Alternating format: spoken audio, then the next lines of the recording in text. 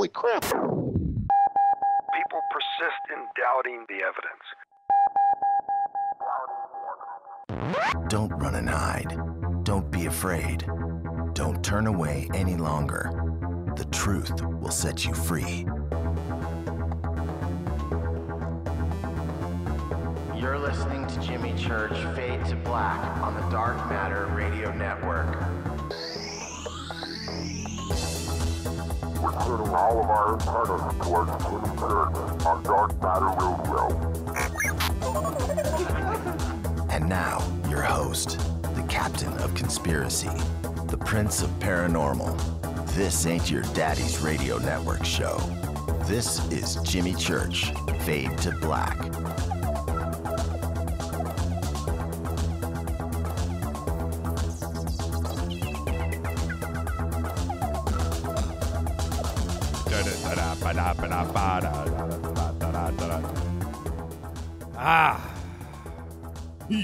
Yeah. Fade to Black. All right, let me get settled in here. Wow. Okay. Here we go. Got to turn down the lights. Get comfortable. Got my Starbucks. Fade to Black. Bespoke radio for the masses. That's what we are. Thursday, May 29th. 142 days into the new year. As always, we are live from the JP Motorsports Studios right here in Burbank, California for KJCR on the Dark Matter Radio Network. I'm your host, Jimmy Church. Welcome, everyone listening all across this great country of ours, all around the world. You know, this show is now, it's like the biggest show on the net right now. This is it. Taking over, man. Looking at these ratings every day. I'm humbled. Thank you. All right. I got all that out of the way. Big salute to the proud men and women in uniform all around the world, fighting the good fight for us. Without them, there is no me, there is no you, there is no us, and you couldn't hear me right now. And I really need you to think about that. Somebody posted the other day and got an email that said that I'm this big disinformation channel, that I thank the military, and that the name of the show says everything. It's Fade to Black. He's sending a message. It's just like, dude, what? Oh, man.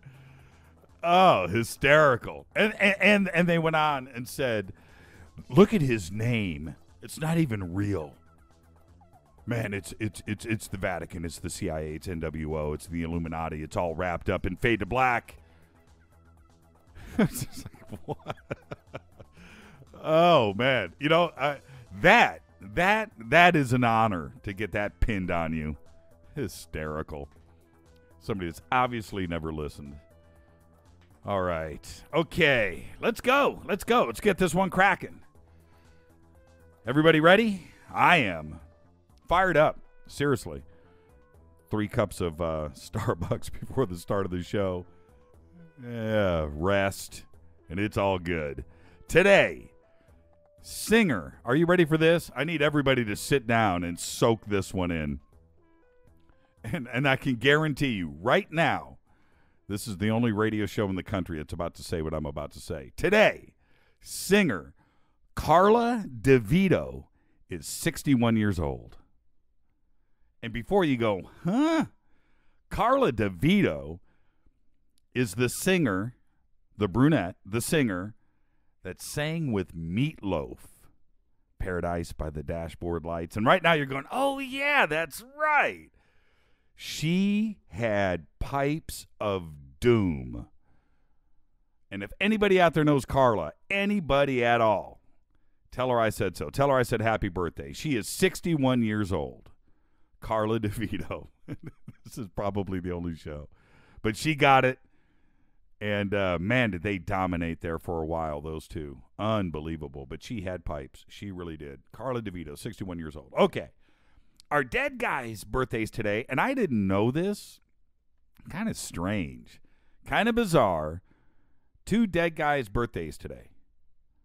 The first, I'm gonna go with this one first. Bob Hope. born in 1903 and died in 2003. Bob Hope owned, well, his family does now, Burbank, most of the San Fernando Valley for that matter, a few golf courses.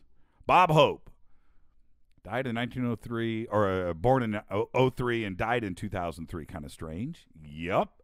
But the other dead guy birthday today, talked about him all week last week, President John F. Kennedy Fitzgerald, born in 1917, assassinated in 1963. There you go. Those two guys born on the same date. I thought that was strange. Maybe not, but I don't know. It just kind of hit me kind of weird. You know, two old school guys, Camelot guys, right there. All right, Twitter at JChurchRadio. Oh man, I'm looking over here on my Twitter box. Here we go. It's lighting up already, and I'm going to address the Twitter box here in just a second because I did see the communication going around between everybody in the last 24 hours, and there was a lot of posts, but I read them all. So I'm going to get to that in just a second. Follow us on Twitter at JChurchRadio. Hashtag DMRadioNet gets you in to Keith's chat room. But tonight, it's our chat room. So there you go. All right. So I'm going to talk about that in just a second. Follow us on Facebook, YouTube. I'm going to talk about Facebook in just a second. YouTube is, I think that, what is that? KJCR Fade to Black is our YouTube channel. You can go and link to everything right there on the Dark Matter page. It's all there. You're there listening right now. And if you're over on TuneIn or TalkStream Live, Roku, whatever you're listening to, if you're not listening on our site or the Dark Matter site, then get over to our webpage, jimmychurchradio.com, and like, subscribe, follow, get in on the Twitter action. It's all fun. This is an interactive show. And everybody that participates in emails, they know, A, I read everything, B, I respond to just about everything. Try to. It's a little out of control at the moment, but I love it, and I'm humbled. All right, so that's that. Tonight, man, I would love to get some open lines going. I'll talk to Blake about that, and let's, if anybody would like to talk to Blake, you know, one of the more controversial figures, Blake Cousins, out there in ufology, certainly has blown up the internet and is A, elusive, you know, B, is getting the message out. And it was important for me to get him on the show tonight. And with the explosion of what has happened with the Malibu discovery that we've done here, and my experience with the media and forums and comments about what we have put out there, then I kind of understand where where Blake is coming from too as well. So we're going to talk about that tonight, and I'll see if I can get Blake to take some phone calls. All right, email is jimmy@jimmychurchradio.com. You know what to do. You can do it over on the Facebook page. You can do it on the website. You can do it direct. All of it goes through the producers here. The good stuff will get to me. Make it relevant. The bad stuff just gets thrown in the trash. I never see it. I don't want my brain tarnished with some kind of crazy stuff. But anyway, make it good, and I will read it. Maybe I'll write back. Man, I probably send out 50 emails a day replying back. Not getting to them all, and then, I'll get to some that are older, but I do get to it all. So please, if you've got anybody that you want on the show, any guests, any comments, I talk too much, whatever, get it in. All right? Yeah, I talk too much. I do. One of these nights, I'm just going to go for 3 hours. I'm going to sit here and just blah, blah, blah. Preach for 3 hours. Contact in the Desert. Contact in the Desert. Go and enter the contest. You can do that over at jimmychurchradio.com. I'm logging in now to the website in real time. Normally, I've got it up in front of me on one of these screens, but I didn't before the show tonight. But anyway, Contact in the Desert. Just scroll down. Let me see where it is on the page. Click on it. We are going to be there. Everybody who is anybody is going to be at Contact in the Desert. the passes. Oh, somebody actually got a few emails about this. Does it include accommodations? No, it does not. It's a $400 full pass for the 4 days. That's what it is. All right? You win. You got to get there. You win. You better get there because you're going to come hang out with us. It is an extraordinary weekend. And when I say everybody, that is everybody. It is, including us. Come hang out with us. We're going to broadcast on the 8th, that Friday, do the live broadcast from there. And a lot of the speakers at this event have been on this show. You know that. You listen. So, Jim Mars and Nick Pope and Tsoukalos and Wilcock and Greer. We're going to have Greer on next week, actually. Martell. Everybody's going to be there, including us. So go and enter the contest and come hang out. If you win, I'm telling you, if you win, I'll make you famous. Your mug is going to be on our website, and you're going to come hang out and join us live on the air out there in Joshua Tree. So go and do it. Click on Contact in the Desert. There, it takes you straight to the Fade to Black page. Enter. Good luck, and come hang out with us August 8th out in Joshua Tree. All right. With that, right before the show tonight, and when I say right before the show, I'm talking about minutes. Minutes before the show, this Facebook post came in.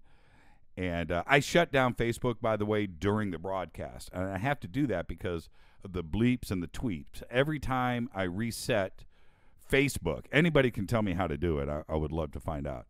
But I turn off the sounds, and then the next day the sounds are back. And then all of those Facebook messages and pop-ups and everything would go across the air. I can't get it to stop. Everything else has stopped except for Facebook. So I shut it down. But right before the broadcast tonight, couple minutes before, we're linking up to the network with Keith, and I get this post. And here it is. This is from Brad Bining. He says, my little buddy graduated kindergarten, and I ask him, what do you want to do? And he tells me, and I quote, I want to stay up and listen to Jimmy Church with Dad, end quote. And I got that post. So, Evan, congrats on getting out of kindergarten today. That's a big deal. Number one. Number two, you are now with the big kids. You eat at the big kid table in the cafeteria now. It's no joke. And thank you for staying up late with your dad and listening to this show. I think that's killer. Now, listen to your Uncle Jimmy and go and get your dad something cold to drink. Right on. Congratulations, Evan. All right, let's get to some email. Email number one. From the many researchers I've talked to over the decades, especially scientists, there's definitely a school of thought that suggests that many ghosts are, in fact, beings who live in other dimensional spaces that are side by side with us. This might discourage people who think they are experiencing the energies of others who have passed away, when in fact the ghosts are actually dead. We can just see them occasionally. And that's just an incredible, that is just as incredible as the theory of ghosts. That came in last night during the program.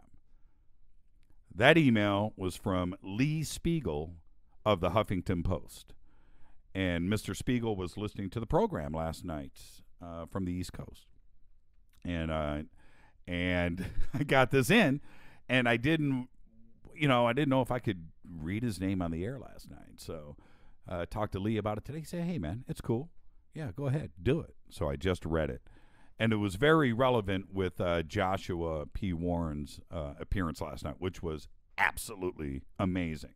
That was a great show last night. And that email says it all.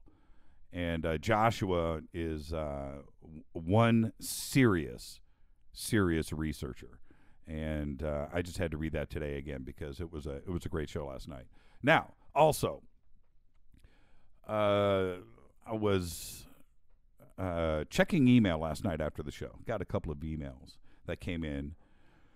And one of them was from Kovar, letting me know that there was a video out that just posted on the web of a remote viewer live remote viewing the Malibu base discovery. I was like, what? So I get the link and I go and I check it out. And sure enough, there's a video of this remote viewer named Edward Reardon. And so I checked the video out. And sure enough, now what he saw, I'm going to talk about tomorrow. I called Courtney Brown immediately today about this. And the thing is, I believe in synchronicities. Everybody knows that. And the fact that Courtney is going to be on this show tomorrow, who is the guy when it comes to remote viewing, he's going to be on the show tomorrow. And I plan on talking about Egypt and the pyramids and all the cool stuff that Courtney does. But this popped up, and I didn't even think about remote viewing the entrance that we have discovered off of Malibu. Now, what Edward found, well, you can go watch the video. Other than that, I'll talk about that tomorrow. And no matter what, it was incredible. And that's that. I just found that. I believe in synchronicities, and that's it. Another email came in. This came in a few days ago, and I meant to get this on the show. And I went back and found it, popped it into the show today, and then I got an email from JC again today asking if I had received his email. And it was just popped into the show for the front of the show. And I thought, wow, another synchronicity. That's kind of weird. So I responded back to JC, that's kind of funny because it just got into the show for the intro tonight. And this was his email as he sent from Perth, Western Australia. Wow, remote hijack. Now, that's a serious problem, but I always seem to catch great ideas not thought through carefully, like the automatic braking system on a car. Oh, yeah, great idea for carjackers. Just stand in front of the car, and it will stop. And once most cars have the device, yeah, just cut through traffic. You would make it without a scratch. Well, these great ideas are purely for civilized world. Sadly, we are not there yet. Regards, JC from Perth. Absolutely. And I didn't even think about that. Automatic stopping on cars. You know, it's one thing to slow it down, but, like to stop it. Exactly. Driving in the wrong part of town on MLK somewhere. Somebody jumps out, stops it, and you can't do it. You can't drive around. The car just stops. That's nuts. Need some kind of override button on the steering wheel. Keep the guest requests coming, by the way. Jimmy at jimmychurchradio.com. You can also do that to the producers here and just put in the headline and the subject line, guest suggestion, and we check them all out. So definitely do that. All right, so with that, I've got some headlines and some news when we come back.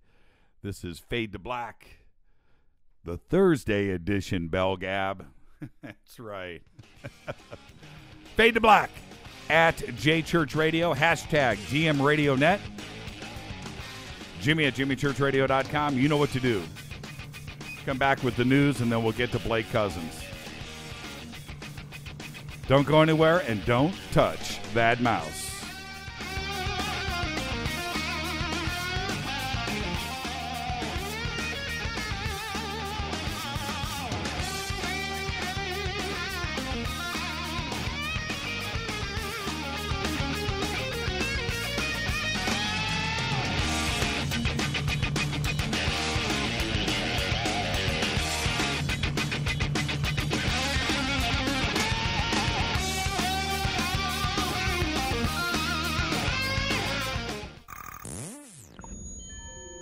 You're listening to Jimmy Church Fade to Black on the Dark Matter Radio Network. What's up, revolutionaries? It's me, Jimmy Church. Do you have an IRS or state tax issue? Well, I did, and I called national tax experts. My problems were fixed, done, fini, and man, I gotta tell you, it was a relief. National Tax Experts are a recognized tax office that services clients in all 50 states. It doesn't matter where you live. Give them a call. I'm telling you, they take the time to understand each and every client's individual financial status as well as their financial goals. And that's exactly what you need, my brother, when you're taking on the evil 3-letter. So, seriously, give them a call today at 1-877-909-5444. Again, 1-877-909-5444. Or go check out their website, www.nattaxexperts.com. That's NATTAXEXPERTS.com. Tell them Jimmy sent you. This is KJCR at JimmyChurchRadio.com. On the Dark Matter Radio Network.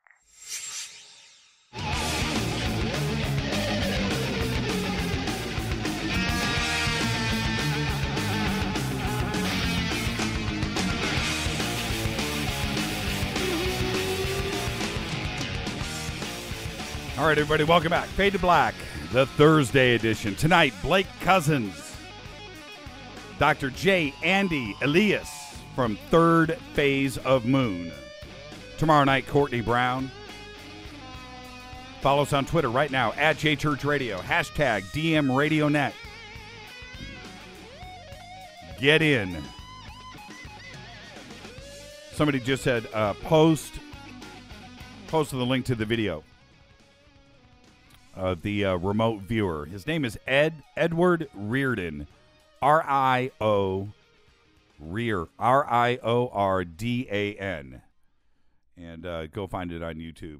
And the producers here are listening right now, so we'll get that link up. It's like to INAC, or there's something after the video, but you can see it. Just a massive Malibu-based discovery, whatever. Go search that. Okay, we'll get the link up. Okay. Righty, moving on. What was I going to comment on? Oh, okay. Man, somebody's calling from Hawaii already? It's early. What's going on? Let's see who this is. Hold on. Hi, you're live on Fade to Black. Who's calling? It's Blake. Blake, I'm calling you in 10 minutes, but what's up? Hey, you want to call me? No problem. I'll be standing by. No problem. Hey, well, I got to get through some news and talk about a couple of other things. And, should we just, you know what? Let me get some stuff out of the way that I have to get out of the way. And then we'll call you 10 minutes at the break. Just give me a call. I'll be here. Blake Okay. Cousins, everybody. Thank you, Blake. Yep. Wow. I just thought it might have been somebody else from Hawaii. I didn't think it'd be Blake. There you go. All right. YouTube. No, let's back up. With all of this discussion that's going on right now about Twitter, how are we going to do this? There's not enough room to converse, 140 characters. What about Facebook and linking? And look, this is the thing. I want this to stay on Dark Matter. I want all of that to stay on Twitter and keep that there. I think it's great not only for Dark Matter, but for us too as well. It's a central thing to go to. Facebook, once we open up all of that, the Facebook situation could literally just get out of control and get out there in the wrong ways. That's what I think. Now, I understand also it's something else for me to pay attention to. And the last thing I need is another monitor in here that's going to be exclusively sitting there. Man, it looks like NASA in here right now as it is. It looks like, I'm serious, the bridge of the Enterprise. And I need to concentrate, and I just can't do that. That would just be insane. So I think I've got everything handled. Yeah, I do read everything. I read all the tweets. I'm reading them all right now. I am. You want me to read them to you? I'm telling you. They're right here. They're right in front of me.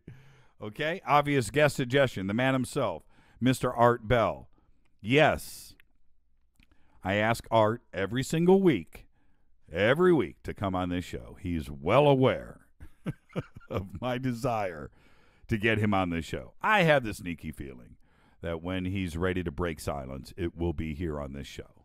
Right now, he's enjoying himself up in Nevada, up in Las Vegas, and that's his thing. But when he's ready, it will be here. Okay? I promise. Dale just posted 1 hour, 22 minutes. Yes, that is the video. Dale, if you could do me a favor. Oh, yeah, I see it. I see it here. Dale has found the link for the remote viewing. It's pretty cool. Going to let the cat out of the bag, aren't you, Dale? Okay, all right. Don't tell anybody what this guy saw because it's pretty cool. I want to save that for tomorrow night with Courtney Brown. But, so anyway, let's keep everything right here. Is it cool? Let's do it right here. Twitter. This is Bespoke Radio. It's for you. So I want what's best for everybody. But I think Twitter's the way to go. All right? And certainly Jack Dorsey would love that too as well. And so you could tell him I said so.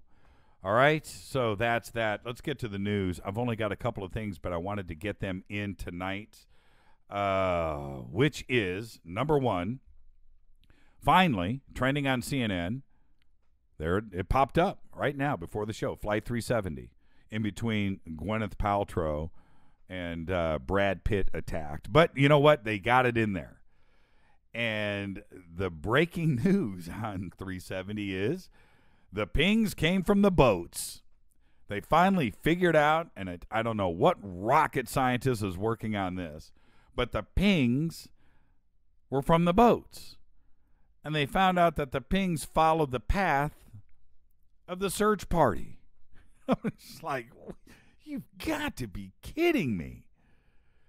It's an unbelievable breaking news story. After all of it, that's the technology that we've got going on out there now. With all of the sonobuoys, all of the, if somebody, lights off a nuclear weapon for testing, we know exactly where it happened. Anything else happens out in the ocean, it just seems like we know where every submarine is. We know where every boat is, every surface ship. And some plane crashes into the ocean, apparently, and we don't know. We can't pinpoint that within seconds. Forget about GPS and everything else, and telephones and cell phones and everything else that's on that plane. Forget about that. We don't know exactly where something happens these days. I just don't get it. And then you get this breaking news. What confidence I had, it's gone. Moving on, here's some breaking news. Breaking news. Stephen Hawking predicts the chances of a first win in almost 50 years for England in this summer's World Cup in Brazil. You ready for this? Applying his scientific mind to the random number generator that is association football, Hawking has pulled all of the data for previous World Cups to determine how England can finally lift its first trophy high. Okay, check this out. This is the quote from Stephen Hawking. Are you ready? This is it. Quote, as we say in science, England couldn't hit a cow's ass with a banjo. End quote. Yeah. And I got to say, that's why you come here to Fade to Black on a Thursday night, to get that kind of news. You got to love it. All right. Now, let's do it. We know Blake is on standby. He's ready to go. When I come back, I just messed up. I'm going to have to do like 2 commercial breaks. When we come back, Blake Cousins, Third Phase of Moon. Later, it's Dr. J. Andy Ilias, producer, host of Third Phase of Moon. Tomorrow night, Courtney Brown. Stay with us. Way out here, we listen to Jimmy Church on the Dark Matter Radio Network. Dark matter. Dark matter, dark matter, dark matter, dark matter. You're listening to Fade to Black on the Dark Matter Radio Network. ¿Qué tal, mis amigos? Yo soy Mario Carson, el tiburón, y los invito para que escuchen a mi buen amigo Jimmy Church Radio. ¡Claro que sí! Oi, oi, I'm Reese Evans. You're listening to Jimmy Church. This is Revolution. The revolution will not be televised. The revolution is on radio. Ciao.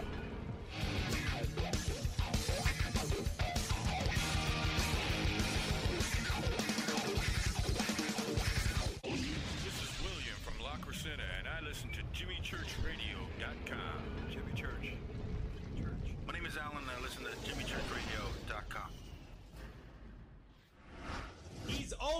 giving it to you straight. JimmyChurchRadio.com on the Dark Matter Radio Network. Hi, this is Rob Reiner from Anvil, and you're listening to JimmyChurchRadio.com. What's up? I'm Chris. What up? This is Kyle Massey, and you're listening to Jimmy Church Radio, The Revolution.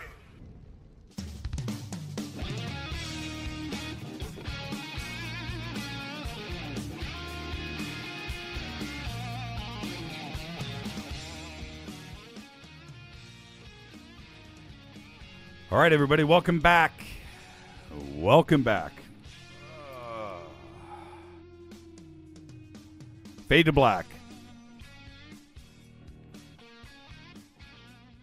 The Thursday edition. The Thursday edition. Follow us on Twitter at JChurchRadio. Hashtag DMRadioNet. Email Jimmy@JimmyChurchRadio.com. You know what to do. You can also go straight to our website. All right. Do so in confidence on our special non-NSA encrypted servers. Blake Cousins has been investigating UFOs for 10 years and has interviewed over 1,000 eyewitnesses in regards to UFO close encounters. With the advent of the internet and mobile phones, documenting and sharing UFO encounters around the world is now possible on a daily basis. ThirdPhaseofMoon is on the forefront of sharing premiere videos and breaking exclusive footage to the world. Seen on National Geographic, Sci-Fi Channel, Asahi Japan TV, and the Travel Channel, and with over 230 million views worldwide via the TV and the internet, 160,000 subscribers on Third Phase of Moon on the YouTube channel. It is the place to watch, post, comment in regards to the UFO phenomenon from around the world. I would like to welcome right now to Fade to Black, live from Hawaii, Blake Cousins. Blake, are you with us, sir? Jimmy Church, aloha. How are you? Hey, Blake, what island are you on? We're actually on the big island of Hawaii, the size of pretty much all the other islands put together. And what side? Are you around population? Do you live remotely? You know, humble us and let us know about the good life out there.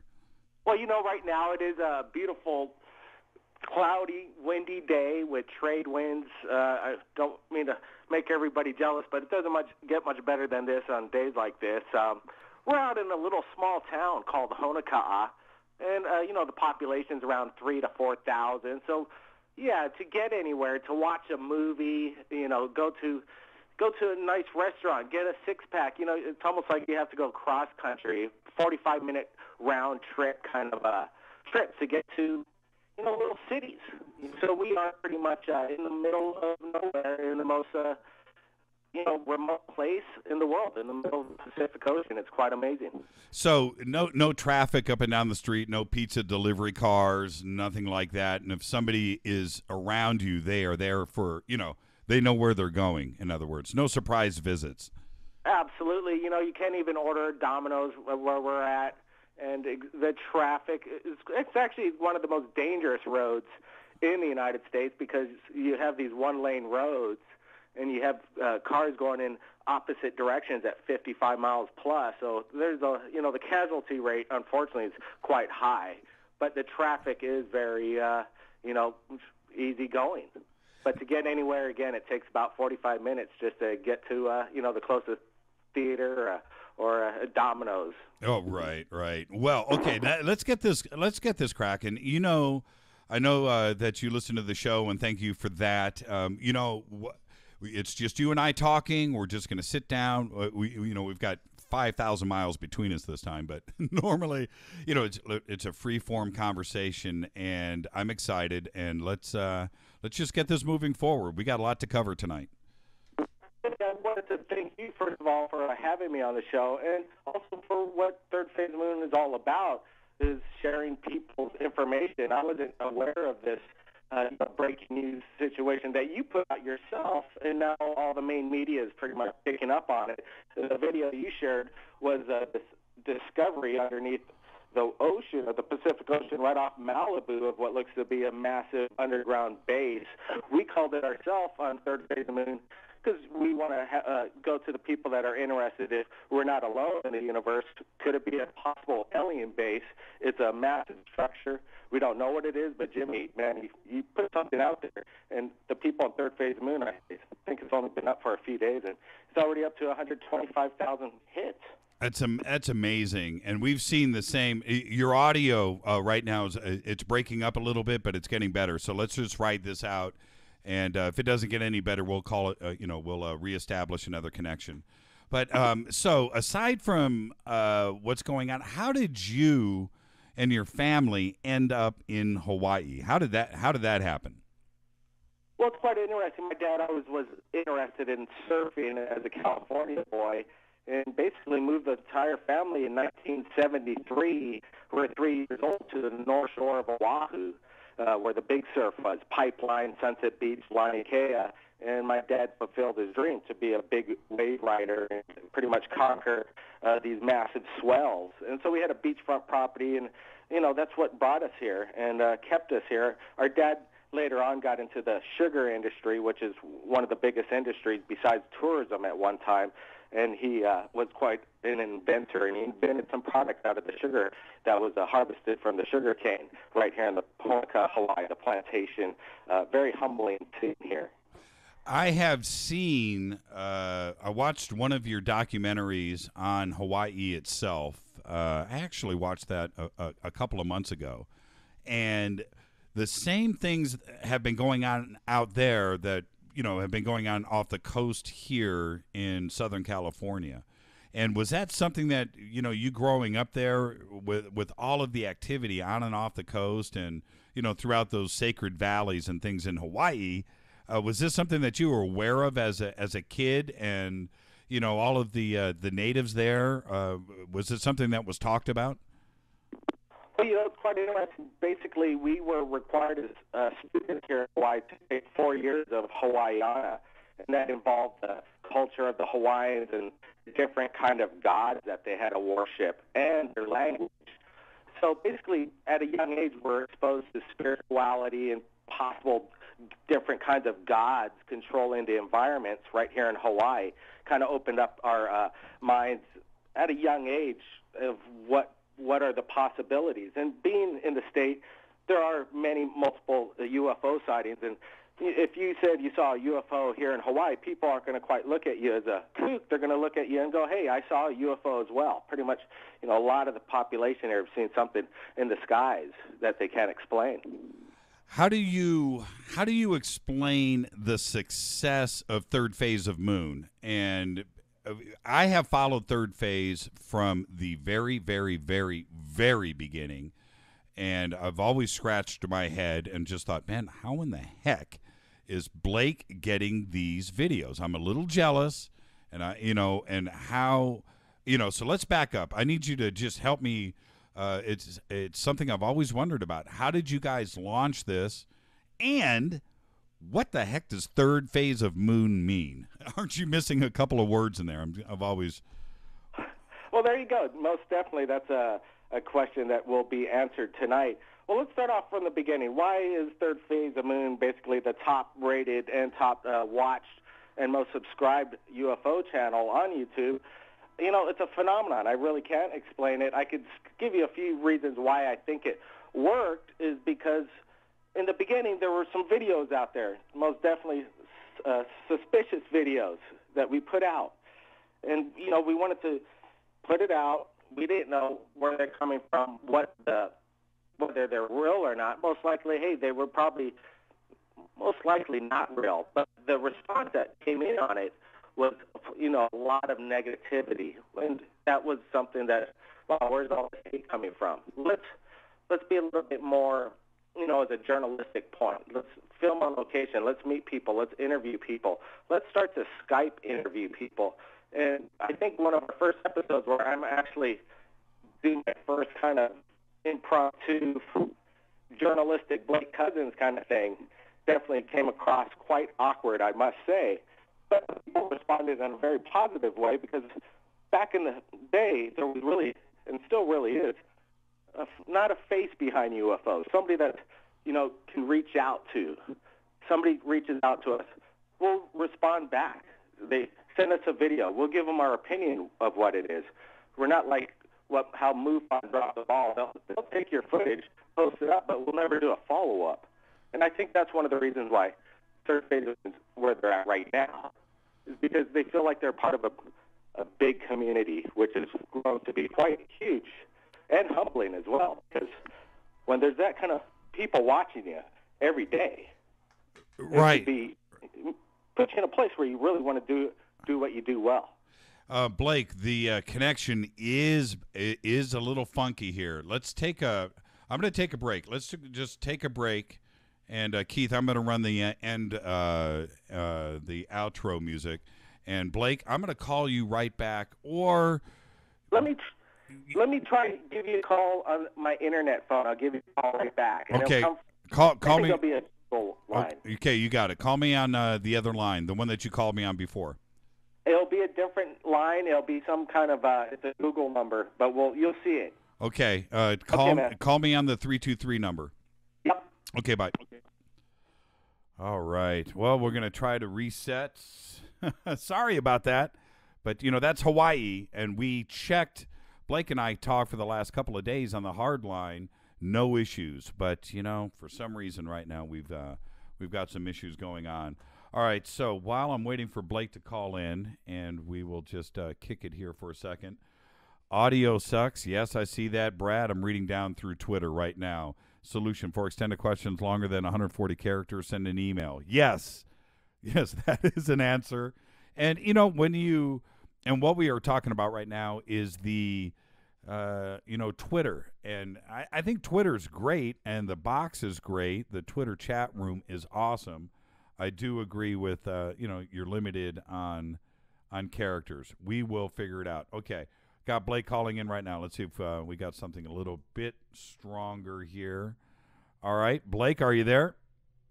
Yeah, I hear you. Hear me? I can. Okay. Well, yeah. Okay. Let's just move forward. All right. Blake, are you there? Okay. I'm here standing by. So no, we're live. We're actually live. Yeah. Okay. We're live. Turn down the computer. You are listening to a delay. Yeah, I'm here basically. Everything sounded clear on our end. Is there any feedback? Okay, yeah, this isn't working either. Okay, yeah, Blake, this isn't working. I'm going to call you back one more time. I'm going to take a quick break. Let's get this done.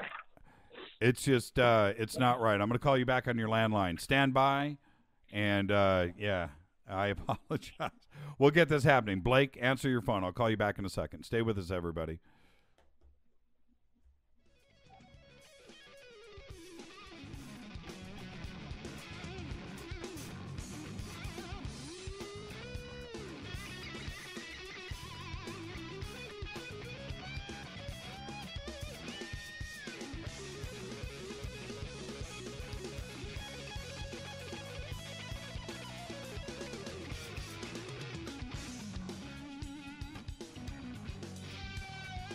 All right, let's give it one more try. Blake, you with us?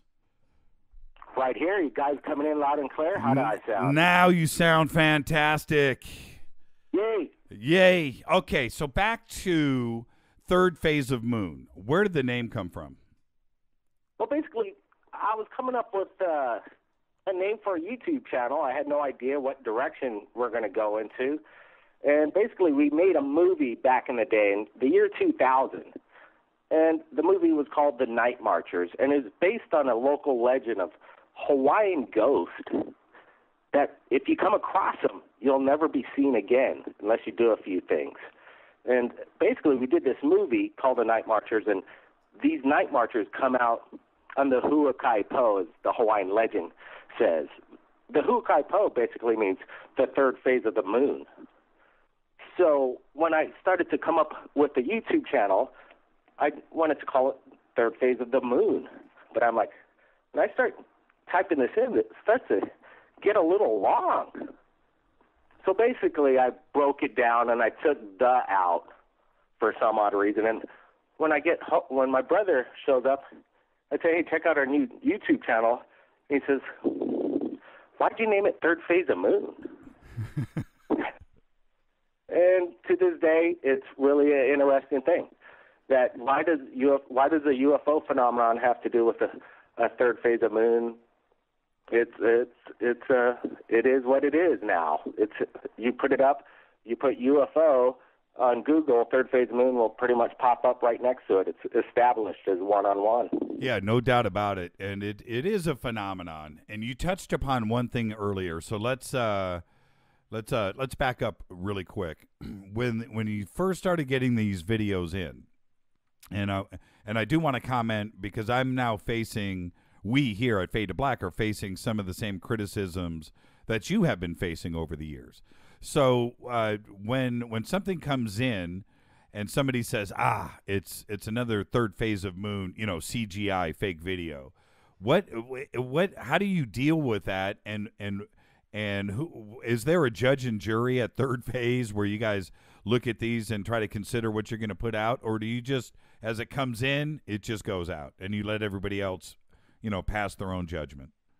Well, we do get a lot of videos on a daily basis. Over the years, we've done a little bit more work in censoring of what we think are obviously CGI hoax videos. We're pretty much staying away from, this is an in-your-face fake. In the beginning, we're a little lax on doing that, but as the people started to comment and be negative, hey, we wanted to do a little bit of better job. I think we've done a better job over the past couple of years of discriminating better of what's real or what's not. But then again, we also have done a lot of polls with people on the radio, people over the internet. We ask the question, is it up to us to decide on some of these videos that are so over the top, but you can't distinguish if they're real or not, but hey, this almost looks too good to be true. Right. Do they want to see it, or do they want to have a decision for themselves to see if this is real or not, or would they rather of us just suppress it straight up and not put it out there? The census says that people want to make up their own minds, and I think that's what, again, Third Phase Moon has accomplished quite well. Now, here's the direct question, and I can guarantee you I've gotten, I'm looking now, 10, 15 emails have come in with questions. I haven't looked at them yet, but one of them is going to say this. So I'm just going to ask, have you guys CGI'd anything or put out anything that wasn't real? Absolutely not. Okay. We put out videos that are most likely not real, and I pretty much say, yeah, we made a mistake on a few of these, putting them out there. We shouldn't have. But as far as doing any CGI recreation of any videos ourselves, that has never happened. Yeah, you can't help but wonder, when people see all of these, some of the videos are just absolutely amazing. And, you literally have hundreds of millions of people watching your videos. And so you're going to have a huge core of them that are going, okay, they're sitting over there on the big island, you know what I mean, eating the good food and just. But the thing is, if people watch Third Phase of the Moon from the beginning and to where we're at now, and most of the fans, they get it, that we've reached out people. We can't fake how could we fake all these? It would be impossible with networks and people that we've dealt with from around the world, videos that people sent. Words got around that, hey, I submit a video to Third Phase. They put it up there. They don't decide. They let the people decide. The networks out there know that there's no conspiracy. This is the real deal. This is the place to share it. And that's why it's worked so well with over, I think, maybe about 200-300 Skype interviews from people around the world, personal contacts. And then over the radio, we put in another few hundred over there just on people sharing their stories about alien abduction and being used for alien hybrid breeding. Right. You can't make stuff up. Well, it seems to me that you've kind of weathered the storm, the original wave of criticism. And I saw it, and I was part of it too as well. I just like everybody else was just wondering, how all of this is happening and who are these guys and how are they getting it out. But I do think that you've weathered the storm, and you've come out on the other side, and things are definitely better for Third Phase than they were, say, 2-3 years ago. Well, I would most definitely have to agree. You just have to look at the comments, there will always be trolls out there in this on the subject matter of UFOs. But if you look at the thumbs up and the thumbs down comparatively to what ThirdPhaseofMoon was doing, 3 years ago, it's definitely night and day. And then there's still, certain videos that come out that are definitely controversial and people will put their opinion on it. But as a general, ThirdPhaseofMoon, like you say, I definitely agree. I think they've seen a lot of our hard work, that what we've done over here, and what Dr. J. and Ilias helped us out with about obtaining some of the top ufologists around the world as regular guests on ThirdPhaseofMoon, right? Sharing their experiences, sharing their knowledge, and then sharing like what you just shared a few days ago. Tell me, how did you find this anomaly on Google Earth? How did it all come about? Well,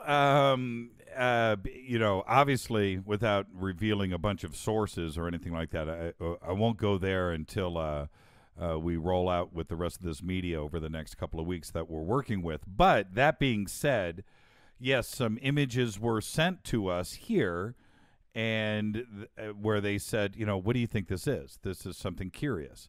So myself and some friends and the staff here, we just jumped on it and took it from there, and then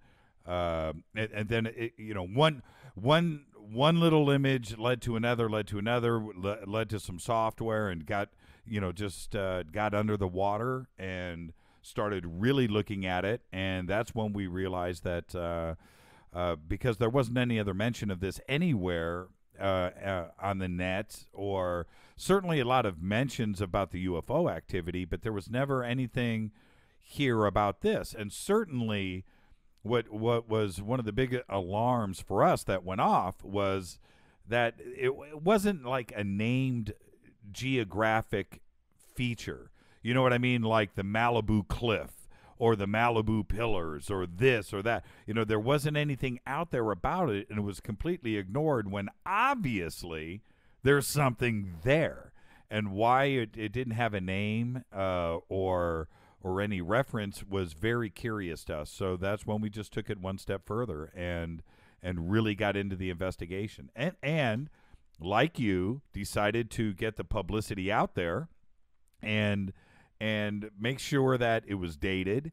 And so if it did disappear off of Google Earth, or the military got involved, or anybody else, that it was, and we grabbed all the images that we could and got them out there publicly, just to make sure that if anything else funky happened in the future, that it was dated, signed, sealed, and delivered. Oh, absolutely. Great job. Google Earth, NASA actually does a lot of the work for us at Third Phase. When there's really slow months, sometimes the UFO activity slows down during certain months or times a year, and then we just go to the NASA archives. There's a lot of UFO hunters that are sending us these NASA archives, these pictures and videos coming in from Mars with this billion pixel, great shot from Mars where all these anomalies are starting to appear. Just last week we released a video from the ISS where somebody noticed something that appeared to be, massive flying saucer, the way we called it on our YouTube title. And when we brightness and contrast this thing, it was pretty amazing. It was a 9-minute video. People are watching these things, these live feeds.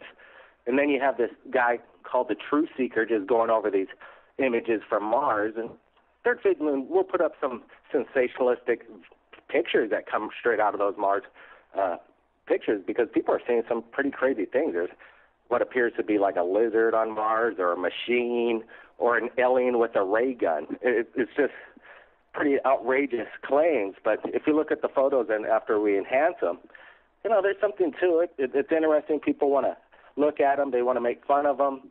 Everybody leaves their comments below.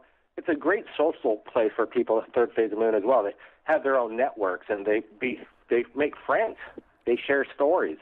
People have seen the same craft.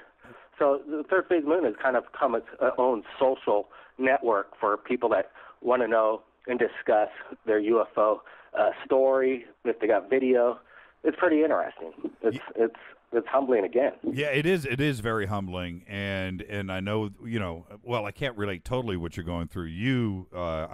Third Phase has definitely turned into a machine, and it is very large and very influential. But I will say this. We are experiencing, you put out your little video for us, and thank you for that. And like you were saying at the intro of the show, it's up to over 100,000 views. And that's helping us get the word out. But one of the things I went and did is I went and read some of the comments that were posted about our video that you put out, right? Not our video, your video that you put out on the Malibu thing. And it was crazy to me, and I'm going to say this very directly. We made sure of one thing, that the images that you used, the images that we put out were the straight files. No enhancement at all, no lighting, no darkness. Forget about Photoshop, just completely straight files that anybody could go onto Google Earth and go and find and look at for yourself. But I'm looking at the comments in the video that you put out for us, and it was one comment after another. Fake, fake, fake, fake, Photoshop, fake, fake, fake. And I wanted to just stand up and yell, hey, dudes, no, no. Go look for yourself. It's right there. What do you mean fake? And it is what, so I'm experiencing, we are here at Fade to Black are experiencing what you've been going through for years. And it's just astonishing to me that somebody would rather say something is fake or photoshopped, without going and doing, just a little bit of 60 seconds of investigation for yourself. Exactly. It's never going to change. It's going to be like that forever. So I've kind of, over the years, people say, how can you deal with that? All that negativity. It doesn't bother me. It's basically, it's humbling again in its own way. It's never going to change. People thought the earth was flat not too long ago. So people don't do their own homework. They're a little lazy. They just want to have everybody else do the hard work, and then they'll just basically slam anything that they can't explain. Just like the Google image that was an incredible find that somebody shared with me. I forgot to I'm sorry that I can't mention their name. I can't say it on the tip of my tongue here, but the incredible video of these two airliners over China stalking this apparition UFO, leaving a chemtrail behind. Did you get to see that one, Jimmy? Yeah, absolutely. And I posted that myself. That was an incredible, I forget what city it was over in China, but it was two commercial airliners chasing what looked like a puff of smoke. And basically everybody said, fake, fake, we're going to debunk this on Third Phase of Moon, this is fake. And it's like, hey, don't they have Google Earth and take a look at it themselves? That's it's entertaining in certain times. I think that's why people want to come on as well. They're sometimes looking for a fight, and people want to have an opinion and get a little things off their chest. And if Third Phase of Moon is a place where they want to, unload a little of their negative feelings upon somebody, well, that's what the chat lines are for.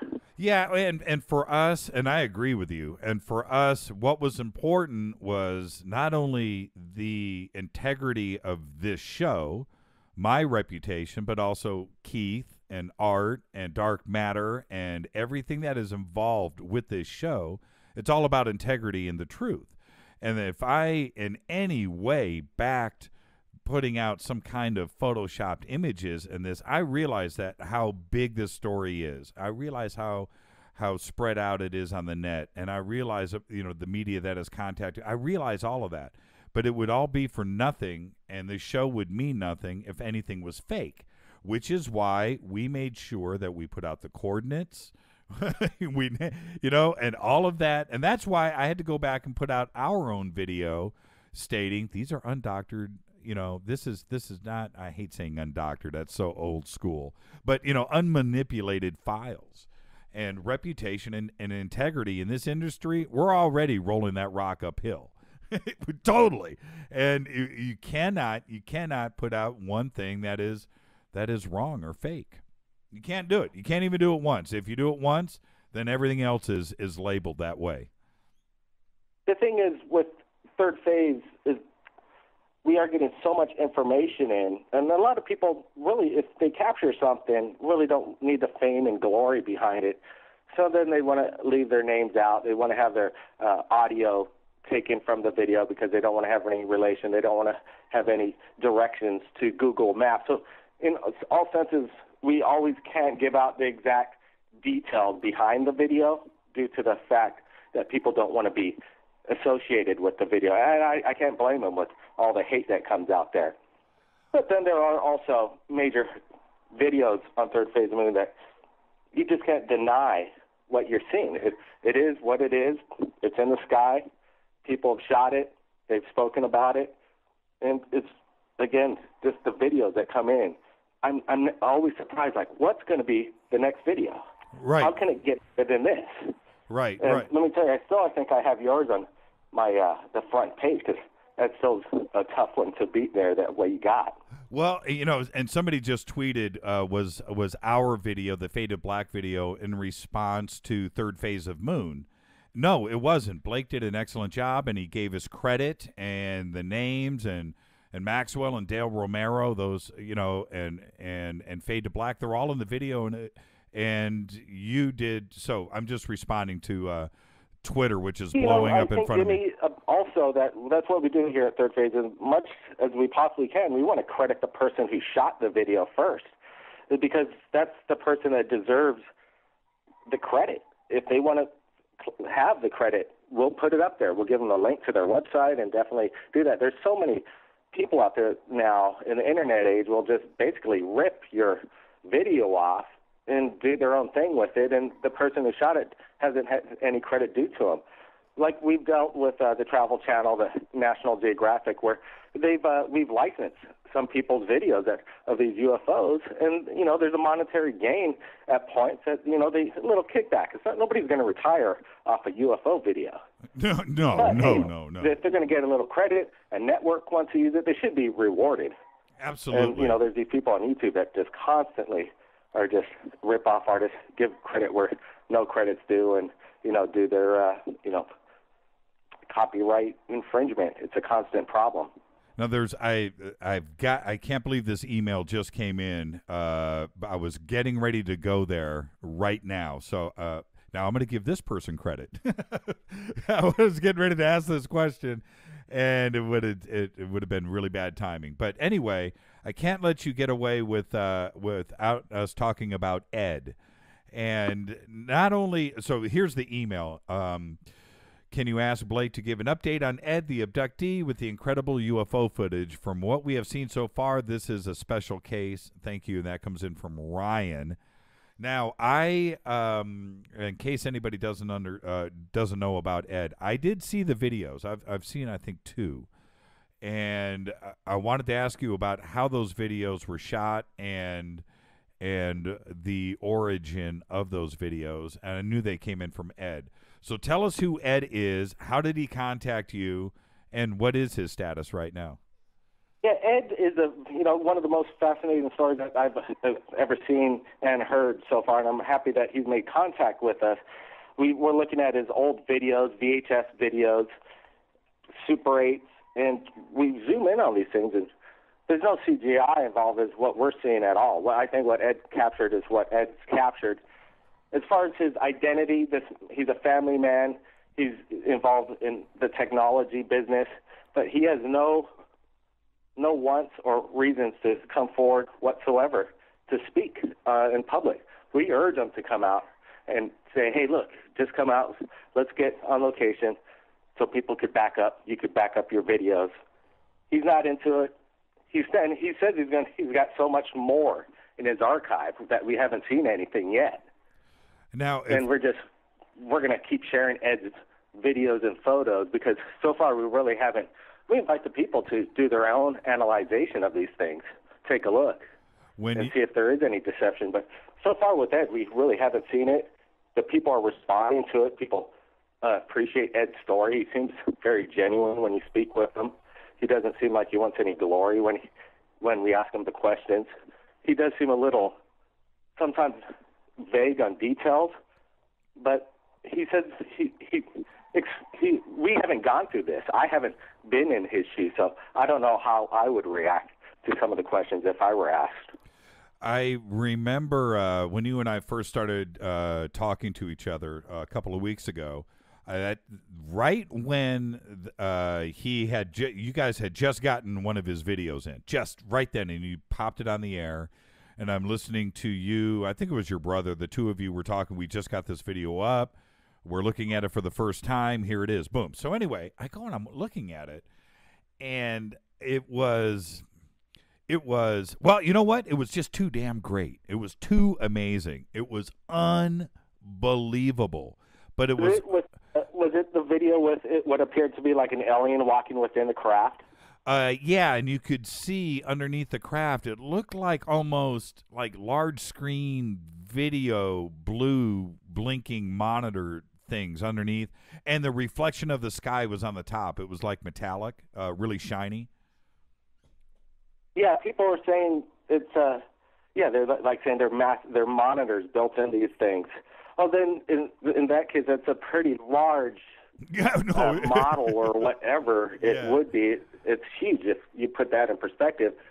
But then what's holding it up? We're looking below and above it. Doesn't seem like there's anything supporting it. People said that Ed could be the best special effects artist that deserves a job in Hollywood or maybe even works for Hollywood. And that quite very well may be possible. Yeah, I don't know. I don't know either. When I looked at the video, Blake, and I will definitely put some links up to, like, you need more YouTube views. But anyway, I do want everybody to understand what we are talking about so they could see it for themselves.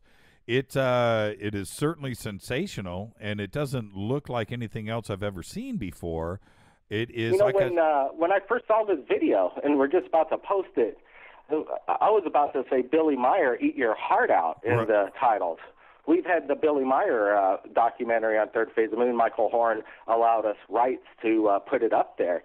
And we basically have the same kind of situation. Is Billy Meyer, hoaxing the whole thing over all these years? A lot of people say he has. A lot of people believe in his story. And it basically, I'm looking at Ed's stuff, and Ed's is just as convincing as some of Billy Meyer's evidence. And I think it's kind of created a whole new, maybe stirred it up a little bit more, because people are thinking that whatever it is, if it's the real deal, these things are getting close. He captured something amazing, something's happening, or, whatever he's done, if it's a fake, he's doing a damn good one. Yeah, absolutely. Well, did I hear you, did I understand you correctly? He has sent you actually VHS tapes, and you're reviewing those? And is it the same craft that is in the videos that you've posted? These VHS tapes, he's recorded them on a digital format and forwarded the digital format via email. But apparently he's got his VHS, and then he plugs it into his computer through a little, adapter, RCA jack to some kind of video converter to the back of the computer, and then captures it digitally, and then he sends them over. And he's really not apt at doing all that stuff, and he just seems like he's busy with his work. So he's not like, we're not talking every day trying to get it. I kind of respect him. I don't want to, rub him away where he doesn't want to keep sharing what he's done and shared with us, because I want to share what he has. I think it's quite interesting. People think the same way. There's this email just came in, and this is definitely worth talking about with you, which this just came in from Brazil.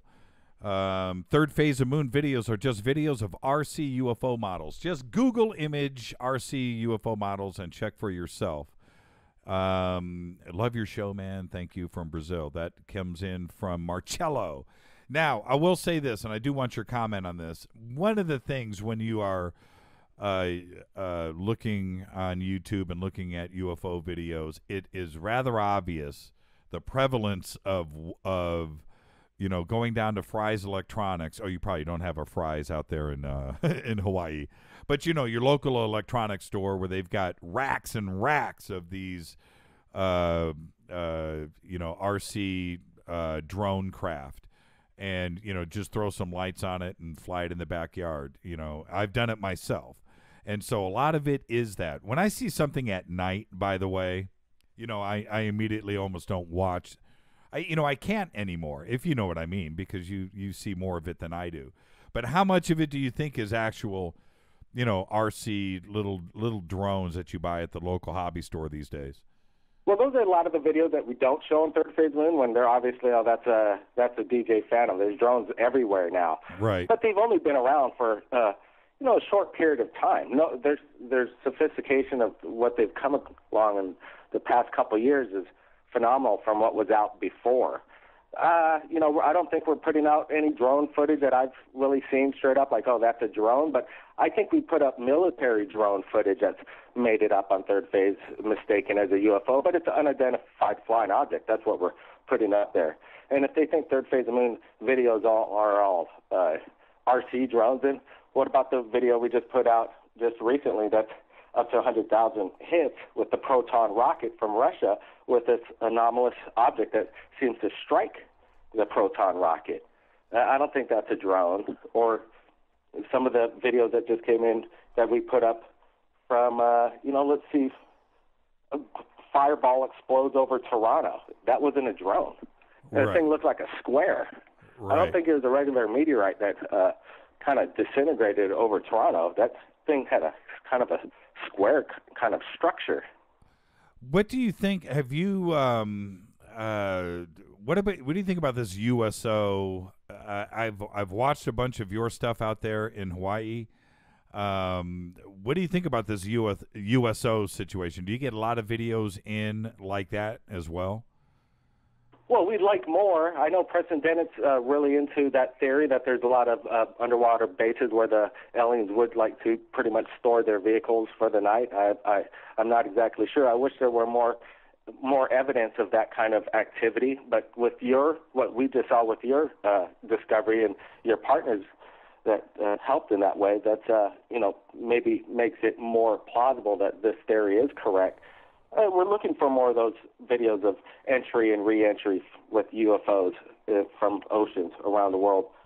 Recently we're getting videos from people that were in a major airliner where it looks like a triangular shaped formation just popping, and they're in a major airliner, and you hear the people in the background in a way that this could not be fake. These people are really seeing what they're seeing down there.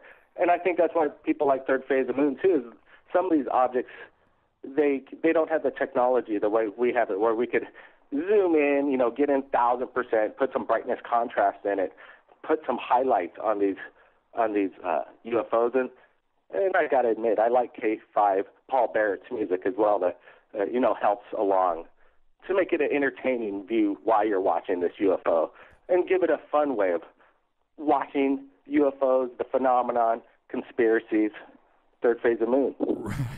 Yeah. What happened to the one of the videos that I thought was that you put out that was really good? It was in your Hawaii documentary. The family, the big guy that was that shot the. For like 45 minutes, the craft off of his, off of the cliff in front of his house. Who was he? Yeah. I think you're talking about Paul Abakar. Yes. Great guy. He lives in Kukahili. And he's really not into technology. Finally, he's got his cell phone for the first time, and he's connected to the Internet after all these years. He's, I think, in his 40s, and finally he got his first life to the Internet. But yeah, he captured something amazing over there in the Valley of the Kings, Waipio Valley. That place is something quite special, and the people in that area. We also did a documentary where I think it's it's a small community. I think there's only 300 people there, but we pretty much try to interview everybody in that community. They didn't all want to come on camera, but they all agree that there's lights in that area. Kukahili, by the way, in Hawaii means the dancing lights. So the ancient Hawaiians may have saw something back in the day, and thus the name the dancing lights, because the story continues over there. We're just there recently, not too far away, in 2010 on our birthday, December 30th. A buddy of ours said that he was seeing lights over his place for 3 nights in a row, and we got to bring our camera equipment, got to take a look. And we're like, okay, let's do it. It's our birthday. Bought a 12-pack of beer and kicked back down there and waited for something to happen. And he pointed up in the sky and said, look. And basically, you know what hit the fan? It looked like a quarter of a mile sized triangular craft descending down on us. We had a buddy standing right next to us. He was packing a gun, and he was just about to he was filming it with his iPhone, and he had his hand on the gun ready to shoot up at the thing and create a, who knows, intergalactic war. We don't know, but something's going on down there. It was crazy. We loved it. It was a great birthday for my brother and I, and it changed some people's lives down there for the better. The valley there with the lights in the documentary, with them swirl. I don't know how to explain what they were doing, but they appeared to be almost dancing up and down the length of the valley. For the lack of, I don't know how to explain it, but I know that you can explain it better. But for everybody else out there, what is it that you're looking at? Do you think that's UFO activity? Is it spirits? Is it and what are the size of those? Because the valley itself, and also that volcano, the other one with the doctor that you interviewed, the one that Dr. Keeney had an experience in I think it was Maui at one of the craters over there. Absolutely. You know what you're looking at is what people have said. It looks like maybe a flock of birds going around in circles chasing each other. But if you look closely at the video, if that's a flock of birds, then why is there another set of flock of birds doing the exact same thing and staying in position back in the valley? And we didn't notice it when we first posted up, but afterwards we looked at it, and we should go back and do a little bit more enhancement on that video and zoom in and see what we're looking at this thing. But something's in the back, it stabilizes, and this thing kind of, travels across the valley and then kind of banks off the side over there.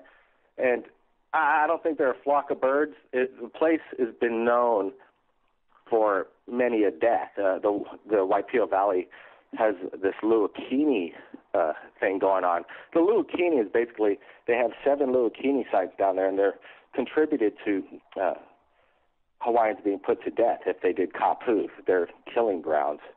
And for some odd reason, that's the highest rate of killings and murder in Waipio per capita.